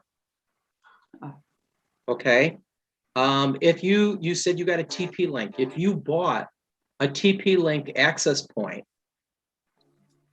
you can configure that to talk directly to your TP link router. It'll copy the IP address, it'll copy the logins, and then when you plug it in a remote part of your house, it's going to be treated as if you're talking, whatever device is going to connect to it is going to be treated like it's talking directly to the router. And So I what have to go buy a TP link access point device, You don't have to. but that's what would However, work. I would suggest you do in your case, because I personally have a TP link in my house. They're very inexpensive and they Right. work really well, and they're very easy to configure. And what you'll probably have to do is when you first plug it in, they're going to tell you in the manual, this is the software, this is what you type into your browser. And you're going to type in, I think it's TP Link Net or something like that. And that's going to let you talk directly to that device you just plugged in the wall. Then you're going to tell that device to configure itself to copy, to access the router. You're going to have to give it the password for your 2.4 gigahertz and your 5 gigahertz. You have to give it those passwords. And it'll automatically configure itself. And at some point, it'll say it's done. You disconnect from it, plug it in where you want it to go, and it'll automatically work, and it'll have green lights all the way across, and it's work great. If it has any red lights, it's not working good. Okay, because we have an upstairs and a downstairs, so that's. And what happens is that small device is going to work in a bridge between the two. So your laptop that's upstairs is going to talk to that small device. The small device is going to talk to the router, because you're going to position it roughly like a halfway point between where the two are. The further away that little device is from your router, the less signal strength it's going to have. So you want it to be within a distance, and just think about it's magnifying your signal across the house. The same as the Zacto. Got it? Got it. And Okay. so, yeah, we have it. And I personally own a TP. I have a couple of them, and they work just fine. Okay, we had a Deco extender, but that slowed down the speed. Or we had those extender things upstairs, and it did slow down the speed. So we noticed that. So that's why we got a stronger TP link. Yep, just Okay. do that and buy a newer one. They'll work just fine for you. Follow the instructions on how to set it up. They're not too difficult to do, and they work. Okay. Okay. Now so- on to the VPN. So you have to put that OpenVPN on all your devices? whatever The device. software for OpenVPN? Okay, first thing, I don't know about TP-Link if it supports OpenVPN or what it's supporting. But if you look on the screen here, this is for my ASUS router, and I'm sure your TP-Link is probably going to be very similar. I had scrolled down to one of the settings, and it had VPN right here. Okay. Okay, and when I clicked on VPN, this screen came up that says VPN Server Openvpn. Okay. I enabled OpenVPN. Now yours may say something different. I don't know what yours says. And Well, I don't have a VPN, so that's why. okay, You wouldn't but know what to do. no. But this is Okay. a setting you need to turn on in the router. Oh, okay. When you turn the setting on, in my case, it says OpenVPN. So I clicked on this tab that says Okay. OpenVPN. I also have a Alright. tab that says PPTP. I'm not sure what the hell that means. I think it's point-to-point transfer protocol. Okay, Yes. yeah, and that would be using some external service, correct? As a Yeah. VPN? Okay, Normally, right. So if you had a VPN service that you paid for, this is where you configure that. I Okay. configured OpenVPN, and if you see, I just clicked on the OpenVPN tab. And this is what's enabled me to turn on OpenVPN. And down below here, one of the items is export OpenVPN configuration file. And you click on that export, and you can save it to a USB stick or email it to yourself.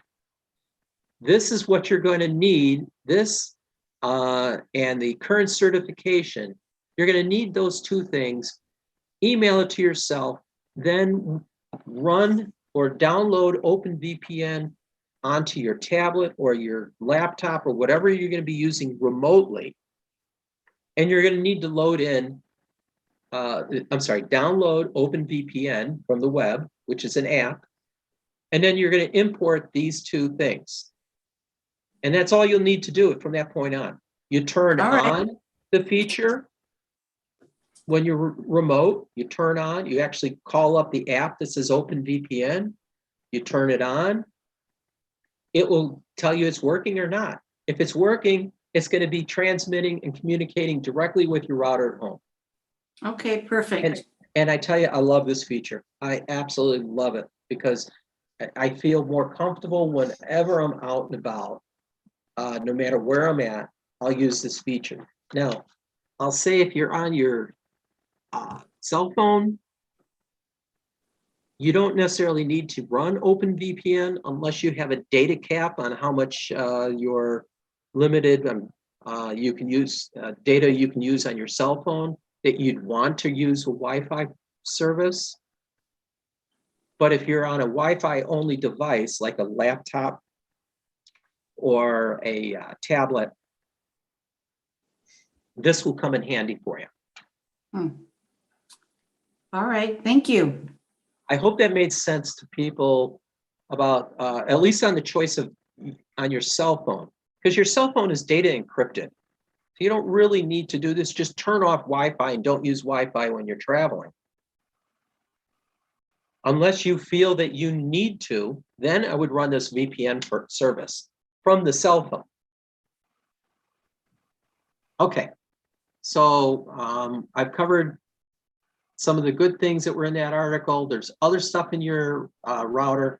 When you get done, all you got to do is log out. You log out, yep, and you're done. Okay, I think this was a good subject. Anyone got any questions on this?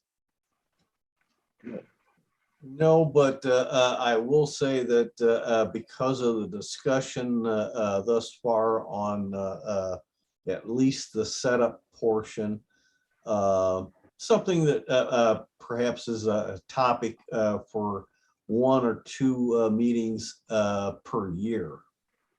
I agree, because we don't go and do this very often, Right. and we easily forget, how do I get into my router? What am I doing in there again? Oh yeah, that's right. I need to check and make sure the firmware has been updated. That's probably it. Or if you could look on the client list, view client list, and see who's logged in. What devices are logged into my router? I should have went through that on the list here. Yeah, there's been articles and that about neighbors finding out what your password is and leeching your service instead of using their own service. And how do you knock them off?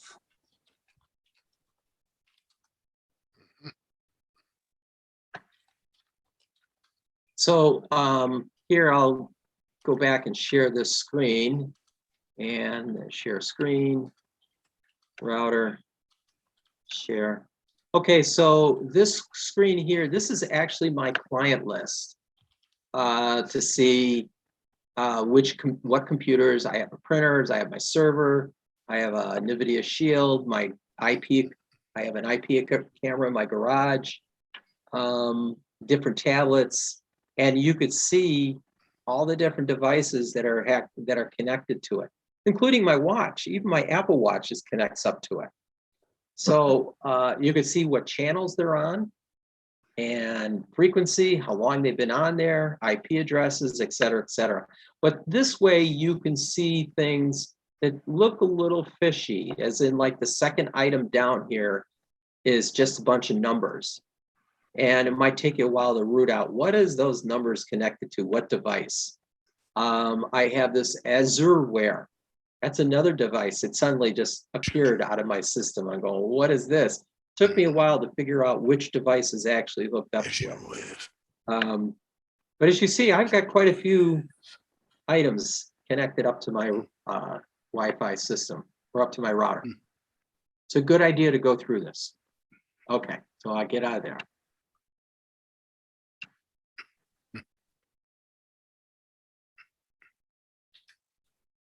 Okay, any other questions on Wi-Fi routers?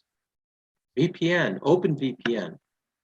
Well, you didn't cover the troubleshooting, and it was funny. I've had it before, and I, of course, know how to deal with it. But I had a neighbor that suddenly her Vpn phone service through her internet wasn't working.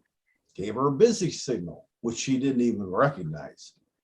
And you have to learn one of the troubleshooting techniques of your ISP router is the need to be able to disconnect all your cables and leave them off for 30 seconds to a real minute before you hook them back up. And you got to be careful about the cable connection, properly seating it while you're trying to screw it on without causing cross threads. And the reason for that is periodically the routers get all discombobulated, fuzzy thinking, whatever you want to call it. And that's the only way to reset them and be functional again properly for a good period of time. Well, Comcast recommends you just unplug the power to my router coming in. Generally, that's not been good enough because there may be some kind of a charge coming in on the other cables that are plugged in, Ethernet cables, okay, your, telephone cords if it's got Vpn service on it, etc. And I've run across this headache over the course of about 25 years. So it's a real thing, not an imaginary thing. Generally speaking, you've got to think in terms that it's like a Windows computer. Windows computers must be restarted every 7 to at most every 10 days. When you don't do that, you are headed for trouble and you're going to be wondering what in God's name is going on here. And until you restart the computer or shut it down and then turn it back on, you're not going to clear up your problem, but then all of a sudden it all disappears and you no longer have a problem. So as Tim was saying, or Wayne was saying, that was a Comcast suggests you just unplug it. Yeah. Not a bad thing. It is, in my case, it has fixed problems very often. I'll come in and I'll have devices that, some reason they're just not connecting to the internet. What I do is I have a master switch. I go down and I flip the master switch and it kills the power to my switches and my cable modem and my router. And then I reboot the whole system and I'm up and running in about a minute. And that solves a lot of problems. Oh, yeah, and I've got some old time timers. There's designed for each day of the week. So it's a 7-day timer. And I have it on 2 days during the night when I'm sleeping. It shuts off for a couple hours, turns back on, and it will clear up a lot of problems, but not necessarily all the problems. That's where disconnecting all the cables for up to a minute and then rebooting it. And if you can get your router up in about a minute's time, you got a real good router, because most of them take 3 to 5 minutes to get your service back up and running. Yeah, and if you got things tied into it like VoIP and whatnot, it can take up to 20 minutes to get everything back. Oh, boy. Haven't run across that one. But that's, that's unique, and not everybody sees that type of things. That's Comcast. That's Comcast. I'm usually up and running in a very short period of time, maybe 2 minutes, and my whole system's back up. In this article here, they were talking about changing your Wi-Fi channel. Yep. If you have, which we discussed, this article kind of goes into a little more detail on how to find the best channels. We went through all that discussion here. Resetting your router, that's a last-ditch effort. If you need to do that, don't do that unless you need to, because then you're going to lose all the configurations that you've done. However, if something really funky is going on, as in the case of somebody got into your router and they started messing with it, you'll want to do a reset. And the way to do a reset is you can IP address into the router and tell it to do a reset. You could look, there's a feature that's in there, a tab or something to click on, or there's probably a little reset button on the router itself that's a very small little thing. It'll say reset above it, and you push a little paper clip in there, Clippy, I'll remember Clippy, paper clip in there, and press and hold for about 10 seconds. That's all you need to do, and it'll reset to the firmware that's loaded in there, and go to default settings.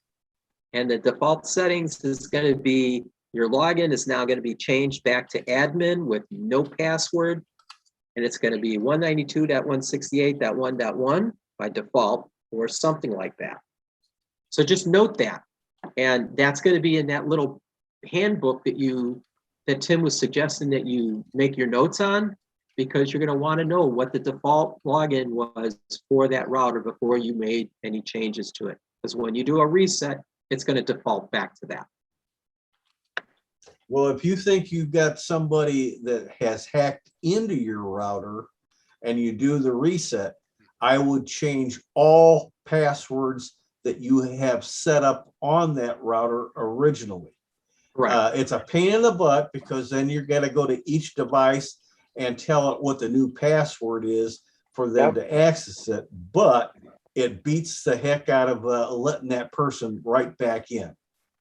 Right. The other choice is buy a new router. That too. And if someone's hacking and getting into your router, just buy a different brand, a whole new router that will be a little more secure, and you'll be able to lock that one down quicker. And this article kind of went through some of those basic things here. And I think we covered them. Any last questions on routers? Okay.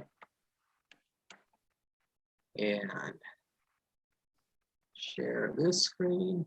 As I recall, another article was the third one, how to add and remove dim display after power options. And the reason I bring that to your attention is a lot of people experience flicker problems, and it's recommended that you turn that feature off.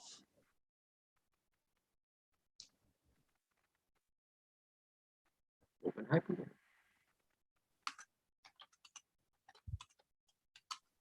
Oh, look, they're trying to sell me drivers. Why not? Wonder why that is. Share. Are we sharing this screen? No, we gotta share this screen. Okay, how to add or remove dim display after power options. Okay, so this is one I'm not familiar with, Tim. Setting in your power options. So, Well, if it came turned on automatically, a lot of people aren't prepared to understand why it's dimming it. And it's usually because you haven't touched the keyboard or mouse for anywhere between 30 seconds to a couple minutes. But it also sometimes is the cause of screen flickers. And that's real annoying when you're trying to read something on the screen for a lot of people. So in some instances where it's really bad, they recommend turning it off. okay, so there's a way to do this from the command. Oop, bless you, whoever that was. I think it was Carl. Carl, my God. I'm gonna mute Carl then in case he sneezes again. All right, so we do this where, Tim? It's in your power option extra settings that most of us don't even know exist. And that's what it's displaying there. These are the extra settings, and each one of those plus signs in front of a line will expand if you click on it to extra features. The power options you get to by your power management, such as, and most people have theirs set to balance power between horsepower settings of full throttle and very ultra conservative to when you have a battery type device like a laptop or a tablet. You're trying to conserve as much battery as you can to keep it going. So generally speaking, that's the way most people would access it. This option 2 is not for most people. I know how to do with a registry. The one nice thing where it shows that download button, they will download a small .reg file to your computers. You just double click it and it will install it automatically. Okay. So it is another option. All right, so it says add or remove. Right. So we And want to add to dim the display after a power or whatever, or we want to remove it. Which do we want to do, Tim? Well, most of the cases that I've heard so far, it must be active. That would be the add option. But if it's giving you flicker problems that you cannot figure out, I would remove it. And that might end your flicker problems. If your flicker problem continues, you may have a hardware issue and you need to probably contact the manufacturer of that device and see what they think the cause of the flickering is. Okay. I'm going to have to give this a try. Now, we're talking flicker. You want to elaborate what flicker is? If you take a light switch, a standard light switch, and you keep jacking it up and down, up and down, up and down, up and down, that's a flicker. Okay.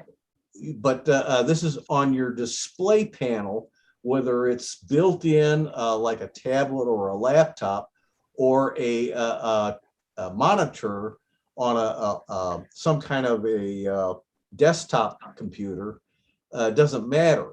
Flickering is flickering. It's very annoying, and depending on the rate of the flicker, it may be tolerable, and other times it can be very intolerable and disturb your concentration on what you're trying to read.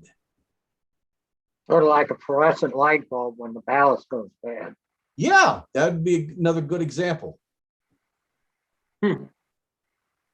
It's a weird thing. I don't know if Aldo's friend in San Diego is suffering from this one. The little research I didn't go into depth. It seems like a lot of Apple products suffer from flickering problems, but I don't think it's one feature. So it's a multitude of things that may be causing it on your specific machine. And you got to learn how to troubleshoot this stuff to try and figure out what one's causing your issue and eliminate it. So by default, most of us power management settings is the screen will dim or turn off when there's no activity after X number of period of time. Right. What this is doing is this is circumventing that, and the screen would stay on all the time. No, it's the opposite. What it's doing is it has a time limit too, but what it does is its purpose is to dim your display after a very short time, relatively speaking, usually under 3 minutes of inactivity, to conserve energy, because your display device is one of the high consuming power options on any computer, and that includes smartphones. So what it's doing is it's just dimming it. It's not blacking out the screen. It's just lowering the brightness to a much lower level and conserving energy on that battery. But when it seems to malfunction, it keeps going on, off, on, off, on, off, on, off, and it can drive people right up the wall.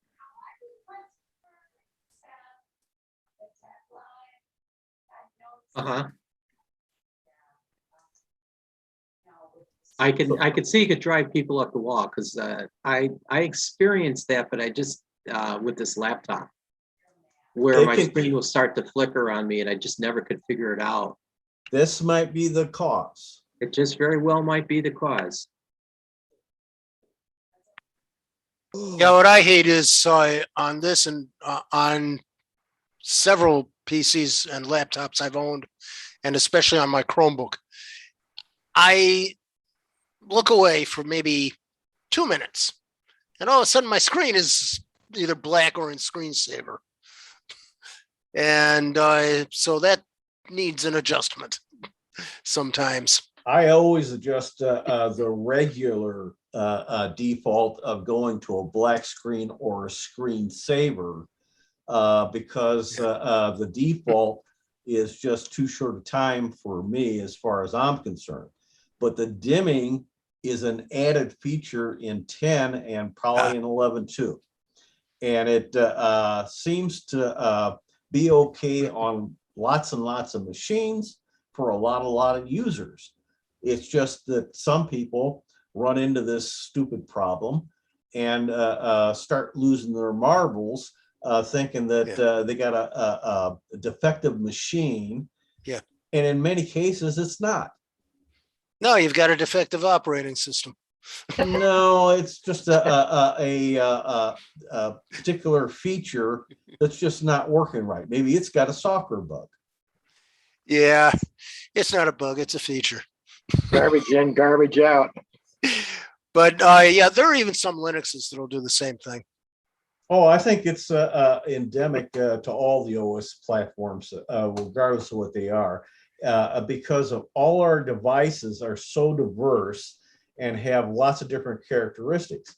Our normal displays, except for smartphones and tablets, is 60 hertz. Whereas these days, they go from 60, 72, 120, 165, and I probably even higher than that. I just don't keep up on it, and it's extreme. So now how do you keep everybody happy with a single feature, depending on what are they viewing on and what is its operating frequency. Yeah. Well, this is kind of the dimming is almost as annoying as the ever encroaching dark mode. Yeah. Everything's dark mode. And I have to keep changing it back, even LibreOffice. Well, dark mode can be good at nighttime. If you like it. Well, no, it's more of a case, especially in all the operating systems. If you tend to use your computer within a couple hours of when you go to bed, yeah, you're getting too much blue light. So like I brought up at the Linux group on the Linux Mint, there's a feature in there, and I've used something similar on Windows and Macs and Chromebooks for many years that will start warming the temperature of the display around sunset, and it progressively gets more and more orangish in color, eliminating the blue, because the blue light can disturb many people's sleep. Yeah, that's a nice feature. It used to be called Redshift, but it's called Light something now. Well, and I use FLux and GLux. FLux on Windows, GLux on Chromebooks. Yeah, that too. Yeah, and it's also a feature on iOS devices. It's built into them. They'll do that too. That is Apple devices. It's built into Windows. You can set the time that you want it to happen. You'll want to have that happen no later than an hour before your anticipated bedtime. 2 hours. Actually, 2. Yeah. You definitely do, and you could set how much intensity that is.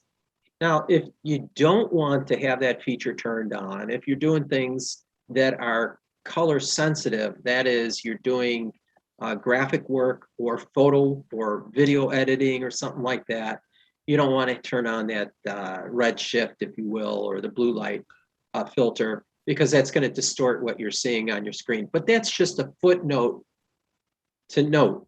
But if you're using whatever device it is, it's a good idea to turn that on and save yourself so you can be able to fall asleep at night. My wife, I'll say, is totally immune to it.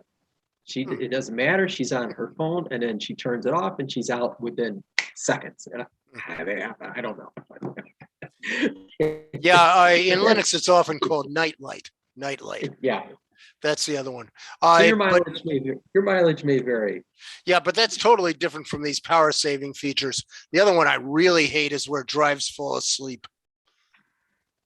If you've got an external drive falling asleep and then you want to write something to it, oh boy. I usually have that all set to never, unless I'm on battery. If I'm on battery only, then I have it on at a reasonable setting. But if I'm doing a massive download, like an operating system like Linux, I want that off. Yeah, you've got a never on that. Yeah, okay. And all these features can be suspended, and then you can put them back on. Yeah. Right.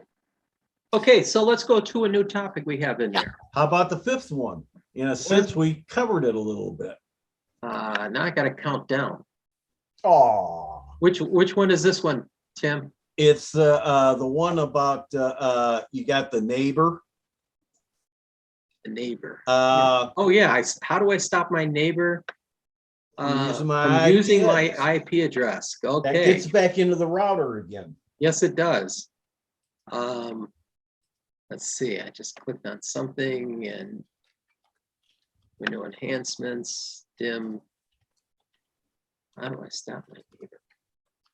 There it is. I'll go to the Zoom meeting and I'll share. And I'll ask, who's this? Ask Leo. Who the hell's, Leo's real popular, especially with older seniors. How do I stop my neighbor from using my IP address? Okay, well, I think this all has to do with logging into your router, right? Primarily.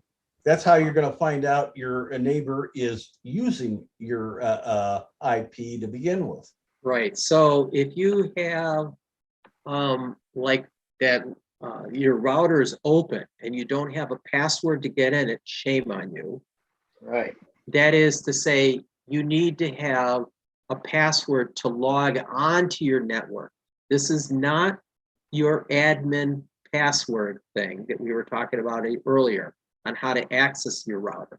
This is talking about the Wi-Fi password that you set up as part of your login credentials to get onto your network, okay? And you would set that up in your router.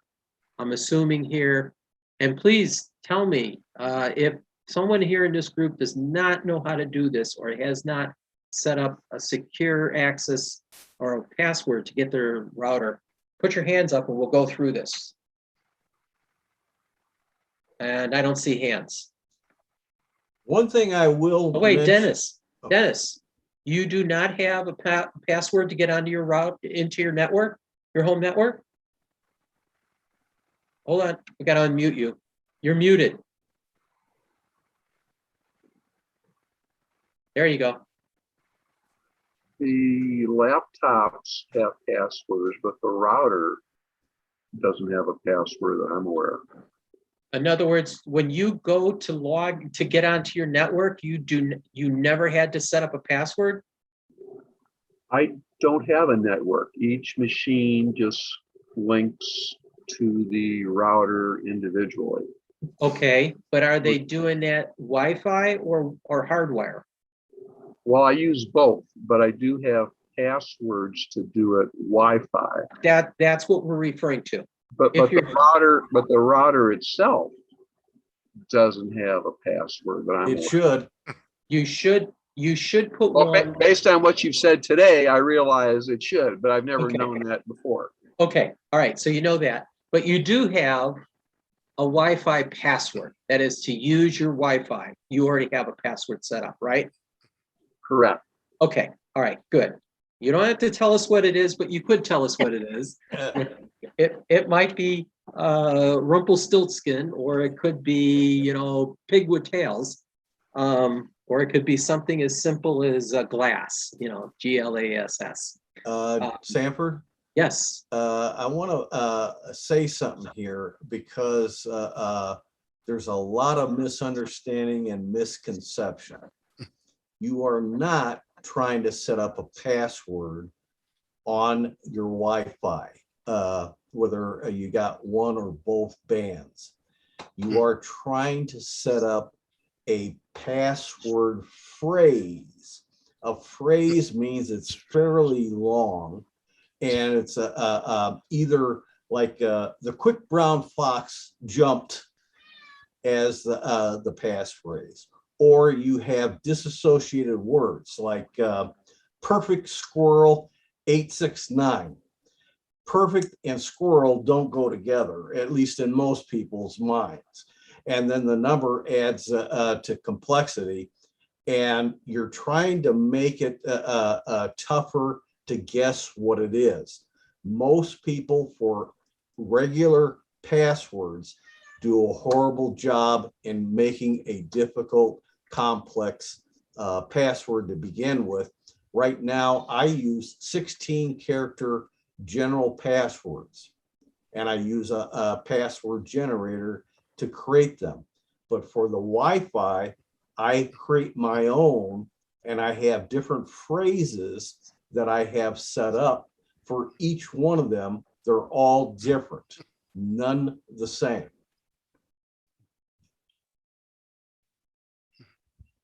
Okay, so what they're saying here in this article is you want to set up a complex password to access your wireless router and or your access point.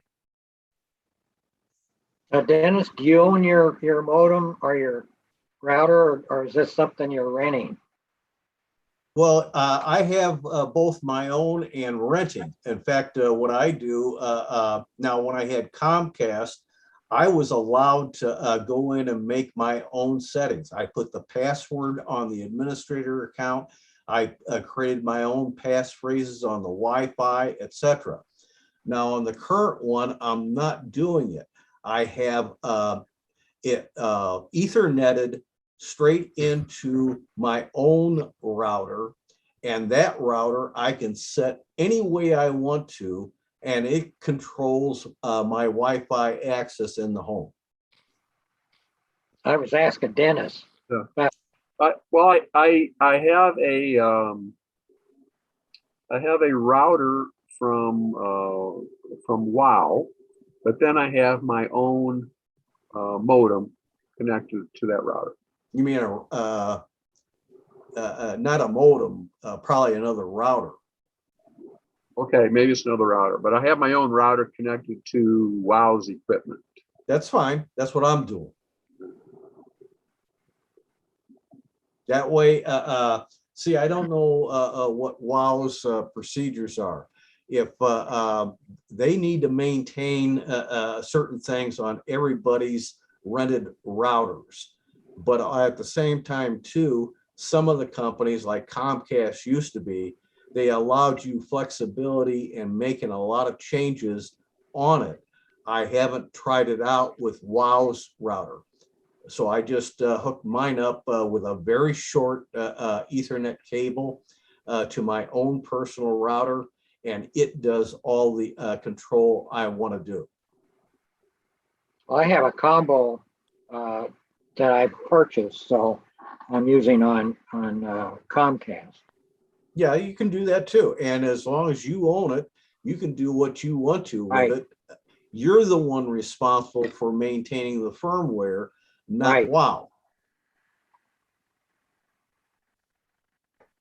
On the password creation, I tend to create one on paper, and then I flip it around so that it's backwards. Well, how do you it doesn't hurt a the letter thing. P? Oh, so you flipped the wording backwards, so it's That's right, letter per letter backwards, and I camel case it. Okay, so what you're doing is you're, instead of reading from right to left, you're doing left to right. No, right to left. Yeah, right to left, left to right. So you're doing a kind of the Hebrew Chinese way. the Hebrew way. So you're doing Yiddish. it backwards. Yiddish way. Yiddish. Okay, But Yiddish works too. I'm doing it in the mirror. You know Well, what? Yiddish words are a very good choice. there's another trick to passwords and passphrases. Most people, when they have the habit of putting a capital letter at the beginning of each word that's in the password or passphrase. I never do that. I use a different letter inside the word that somebody's got to guess which letter did I make a capital letter, whether you do one or you do several different capital letters. This causes confusion. Also, taking I's and O's and changing them to an exclamation point, a 1, or a 0. Those those two alphabetic characters and the numbers, the letters I and O are always confused with 0 and 1 to start with, but you can add in a shift 1, that's the exclamation point also. These are all ways of hardening passwords and passphrases. Okay, so this article basically says here is that one thing is your neighbor may not know that he's tied into your network just because it was open and they connected to it. Or they did it on specific because your network is not secure. So having a Wi-Fi password is extremely important, and a complex one helps very much so, which Tim had talked about. You can also change, as we talked before, you can change your IP address from the 168, blah, blah, blah. You could change that to something different. And that will make it a little more complicated for somebody to trying to get into your network. And anything, there's other stuff here in this article, but I think that kind of goes through the majority of it. You could always knock on their door and tell them stop doing it, but I think it's always easier just to do this and just lock your Wi-Fi, your network down a little more. On some of the equipment, can't you lock out the MAC addresses? Because a lot of these will show what the MAC address of everything that's hooked up to it. It wouldn't matter. MAC addresses 15, 20 years ago have been spoofed. So I can have any MAC address showing, just like you can spoof phone numbers on your cell phones. I'm calling from this number for real, but I display on somebody else's phone a different phone number than what I'm really calling from. That's spoofing. This has been around for at least 15 to 20 years or more. Okay. We kind of went through a lot of that stuff. We've got 10 more minutes and Dennis has a question. On this same subject, so if I bring another computer into the house, or my kids bring in their cell phone and they want to use the Wi-Fi, so I give them the password to hook up. So you bring up the list of, what can it see? So when they bring up the list, it shows, mine, but it also shows my neighbors, Wi-Fis. When you look down the list, everything pretty much says protected, like password protected. Yeah. Except there's one that I see, and I don't know what neighbor it is. It just says Xfinity. Yeah. Okay, What is that? that's a public access point. Most people do not turn that off. Public access point comes with Comcast Xfinity. And it just means that you can get pretty crappy Wi-Fi off of your neighbors, and Comcast sanctions that, but you need to use your Comcast login to use it. And if you don't have the login to a Comcast account, you're not going to get any Wi-Fi. Right. Yeah, I don't have Comcast. I use WoW. Yeah. Okay, so Dennis. I was just wondering what it meant. I didn't know what it The meant. Cliff Notes is this was a service feature that Comcast decided that they wanted to offer to all their users. So all their customers. The customer could be traveling, could be going down the street, could be at a friend's house, whatever. If they also had Comcast or Xfinity, they could be able to log in to whoever's network. Could be anybody's network that has a Comcast router in their house. Using their credentials from home, they'll be able to access the internet wherever they're at. That was the feature that they were turning on. The thing is that it's a pain in the ass when you're traveling and you have like Wi-Fi turned on your phone and it constantly wants to connect to an Xfinity device or a Comcast device, and it's bogging you down because it's spending too many cycles trying to talk to that router to log in, and it can work against you, But that, Dennis, that is exactly what it is. But I'll want to make one little further footnote to what you were talking about. And you said if you had a kid or a friend that came over and you wanted to give them access to your network, what is suggested is, we talked about this earlier, is in your router, you turn on a guest network. And you could leave the guest network as being open if you really want to, or you can give it to a primitive, very rudimentary password. That's the network you would allow the person that's visiting, or the kid that's coming over to see your kids, give them the access to the guest network. That's right. They're going to get a limited bandwidth. They're not, but they will get access to the internet, but they're not going to be able to talk to any other devices on your network. And Pete's dying over here. Yes, Pete. Okay, so there's one other thing when you do that. Yes. A little advanced, But in those settings, set your lease time for that connection short. To like less an than hour or 24 something like that? Like an hour, 2 hours, 4 hours. Normally on your router, your normal machines that connect to it, you leave the lease time open, so it never refreshes itself to the router for its IP address. You change the lease address, the lease time, and it has to reconnect to the router, and therefore it frees up the IP address. addressing scheme in the router to keep more IPs open. Okay. Yeah, and see right now, Dennis, and you're not alone by any stretch of the imagination.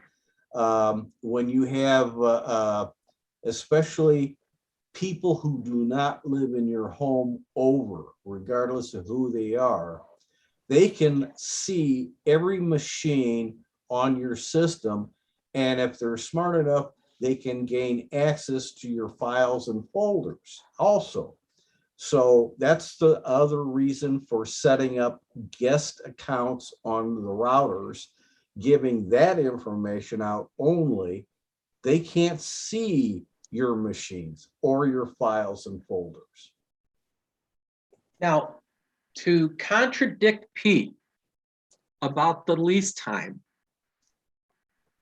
the one thing that you may consider is if you have low quality Internet of Thing devices, like I have an internet camera that I have out in my garage. That's an older one, and I don't trust the security that's on that. That one I would attach to my guest network, and I don't have that lease expire because I want that to stay on, but I don't want it on my main network. That would be the one reason to leave that alone, and that would be to attach IoT devices. Maybe you've got a brand new stove and a refrigerator, and you've got cameras, and you've got a garage door opener. Those type of devices, I would actually attach to or have it log into the guest network and let it be that way to access the internet and not through your regular secured network that you have inside your router that you've established in your house. That's the one thing I would say. A separate subdomain for those. Okay. 192.168.60 or 60.1, and put those on there and leave them, and even maybe assign them fixed IPs because they're not going to change. Right. And then have an open guest with the short times for the rest. Yes. Very That's very good advanced, point. but that's what. That's a good way of addressing the problem. And we'll say it's a problem because I would consider most IoT, that is Internet of Thing devices, are not very secure. They're not, period. They're not. And just assume they are not, because the people that are making them, it's an afterthought. Oh, we can turn your Instapot into a Wi-Fi access so you could turn it on when you're at work. Why? I don't know, but again, people want it, and so they throw it in there, but their security is not their thing that they're trying to do. They're making an Instapot, and that's what they want to do. So. Well, that's a problem that the whole United States in particular has had. Security isn't even thought about, or it is so low on the list of things they want to achieve, they just don't even bother with it. And that's why we're getting hacked to death. Okay. Any other last questions or comments or things that we need to cover? Yeah, I have a quick question, Yes, Donna. Donna. Yes. On the 192.168.0.1, what number do I change? Do I change the one that's 0 to something else? Generally speaking, old units used to use 0, and it was a common thing, and the hackers knew it. So I would change the 0 to a 1 or a 2. Okay. But I you're would going change to it to have, a 2. and you're going to have to go to every device that connects up right now and change that information on those devices as well. Okay. Yeah, Donna, this is a laborious task. Yes, I know. My husband went through when we came up with new names for our passwords and all that. So he's been through it before. Okay. And that's essentially what you're going to have to do is go to, after you make the change, you're going to have to go to each device and have it reconnect to the network looking for that new IP address. No. If you're doing DHCP on all of those, all you have to do is turn the device off and turn it back on. Or disconnect the wireless network and reconnect the wireless, and it'll get a new IP address. Yeah. Thank you, Jim. He's right. Say that again. What do we do? When you change the IP address number in the router, then what you'll have to do is each of your devices, like your iPad and your cell phones, the easiest way to do them is just turn them off and turn them back on again. Or you can tell it to disconnect from the wireless network and then let it reconnect to the wireless network. Yeah, there's a little flaw that you got there, Jim, and it has to do with the fact that there's 2 different kinds of things. There's your base IP address on a router also is referred to as the gateway address. So when you get into TCP IP addressing, you have an IP address, a mask, and a gateway address. The gateway address says, if I go with this address, I can find your router no matter what. And then I can get the IP address from the DHCP server on the router. The mask says, how many devices can I allow on that particular address? And we usually, but if I may, Tim, if you're doing DHCP, right, when you attach to the network, you get all of that information. You don't especially if you have the same password, it should be able to find it and log back in. Donna, I don't want to spend too much time on this. Pete, one last thing to add. If you don't change the network name and the network password at the same time you're changing the IP address, it should find it. That's right. You leave the name alone. Only change one thing at a time.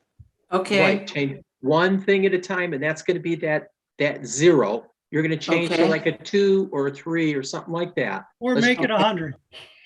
Yeah, or make it 100. There you go. Go all the way to 254. Okay. Okay.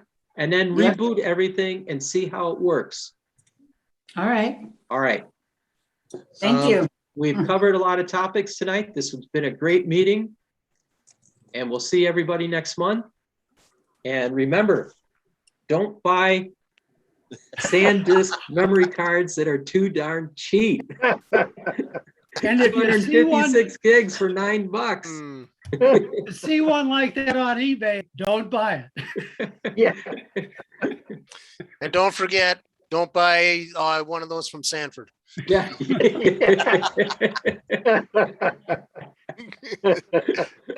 Okay. Because his is going to be on eBay tomorrow. No, mine's gonna. I'll keep playing with it for a while, and then eventually I'll just toss it out. It'll show up on eBay. Are we done? Goodbye, everybody. Okay, aloha. Aloha. Aloha.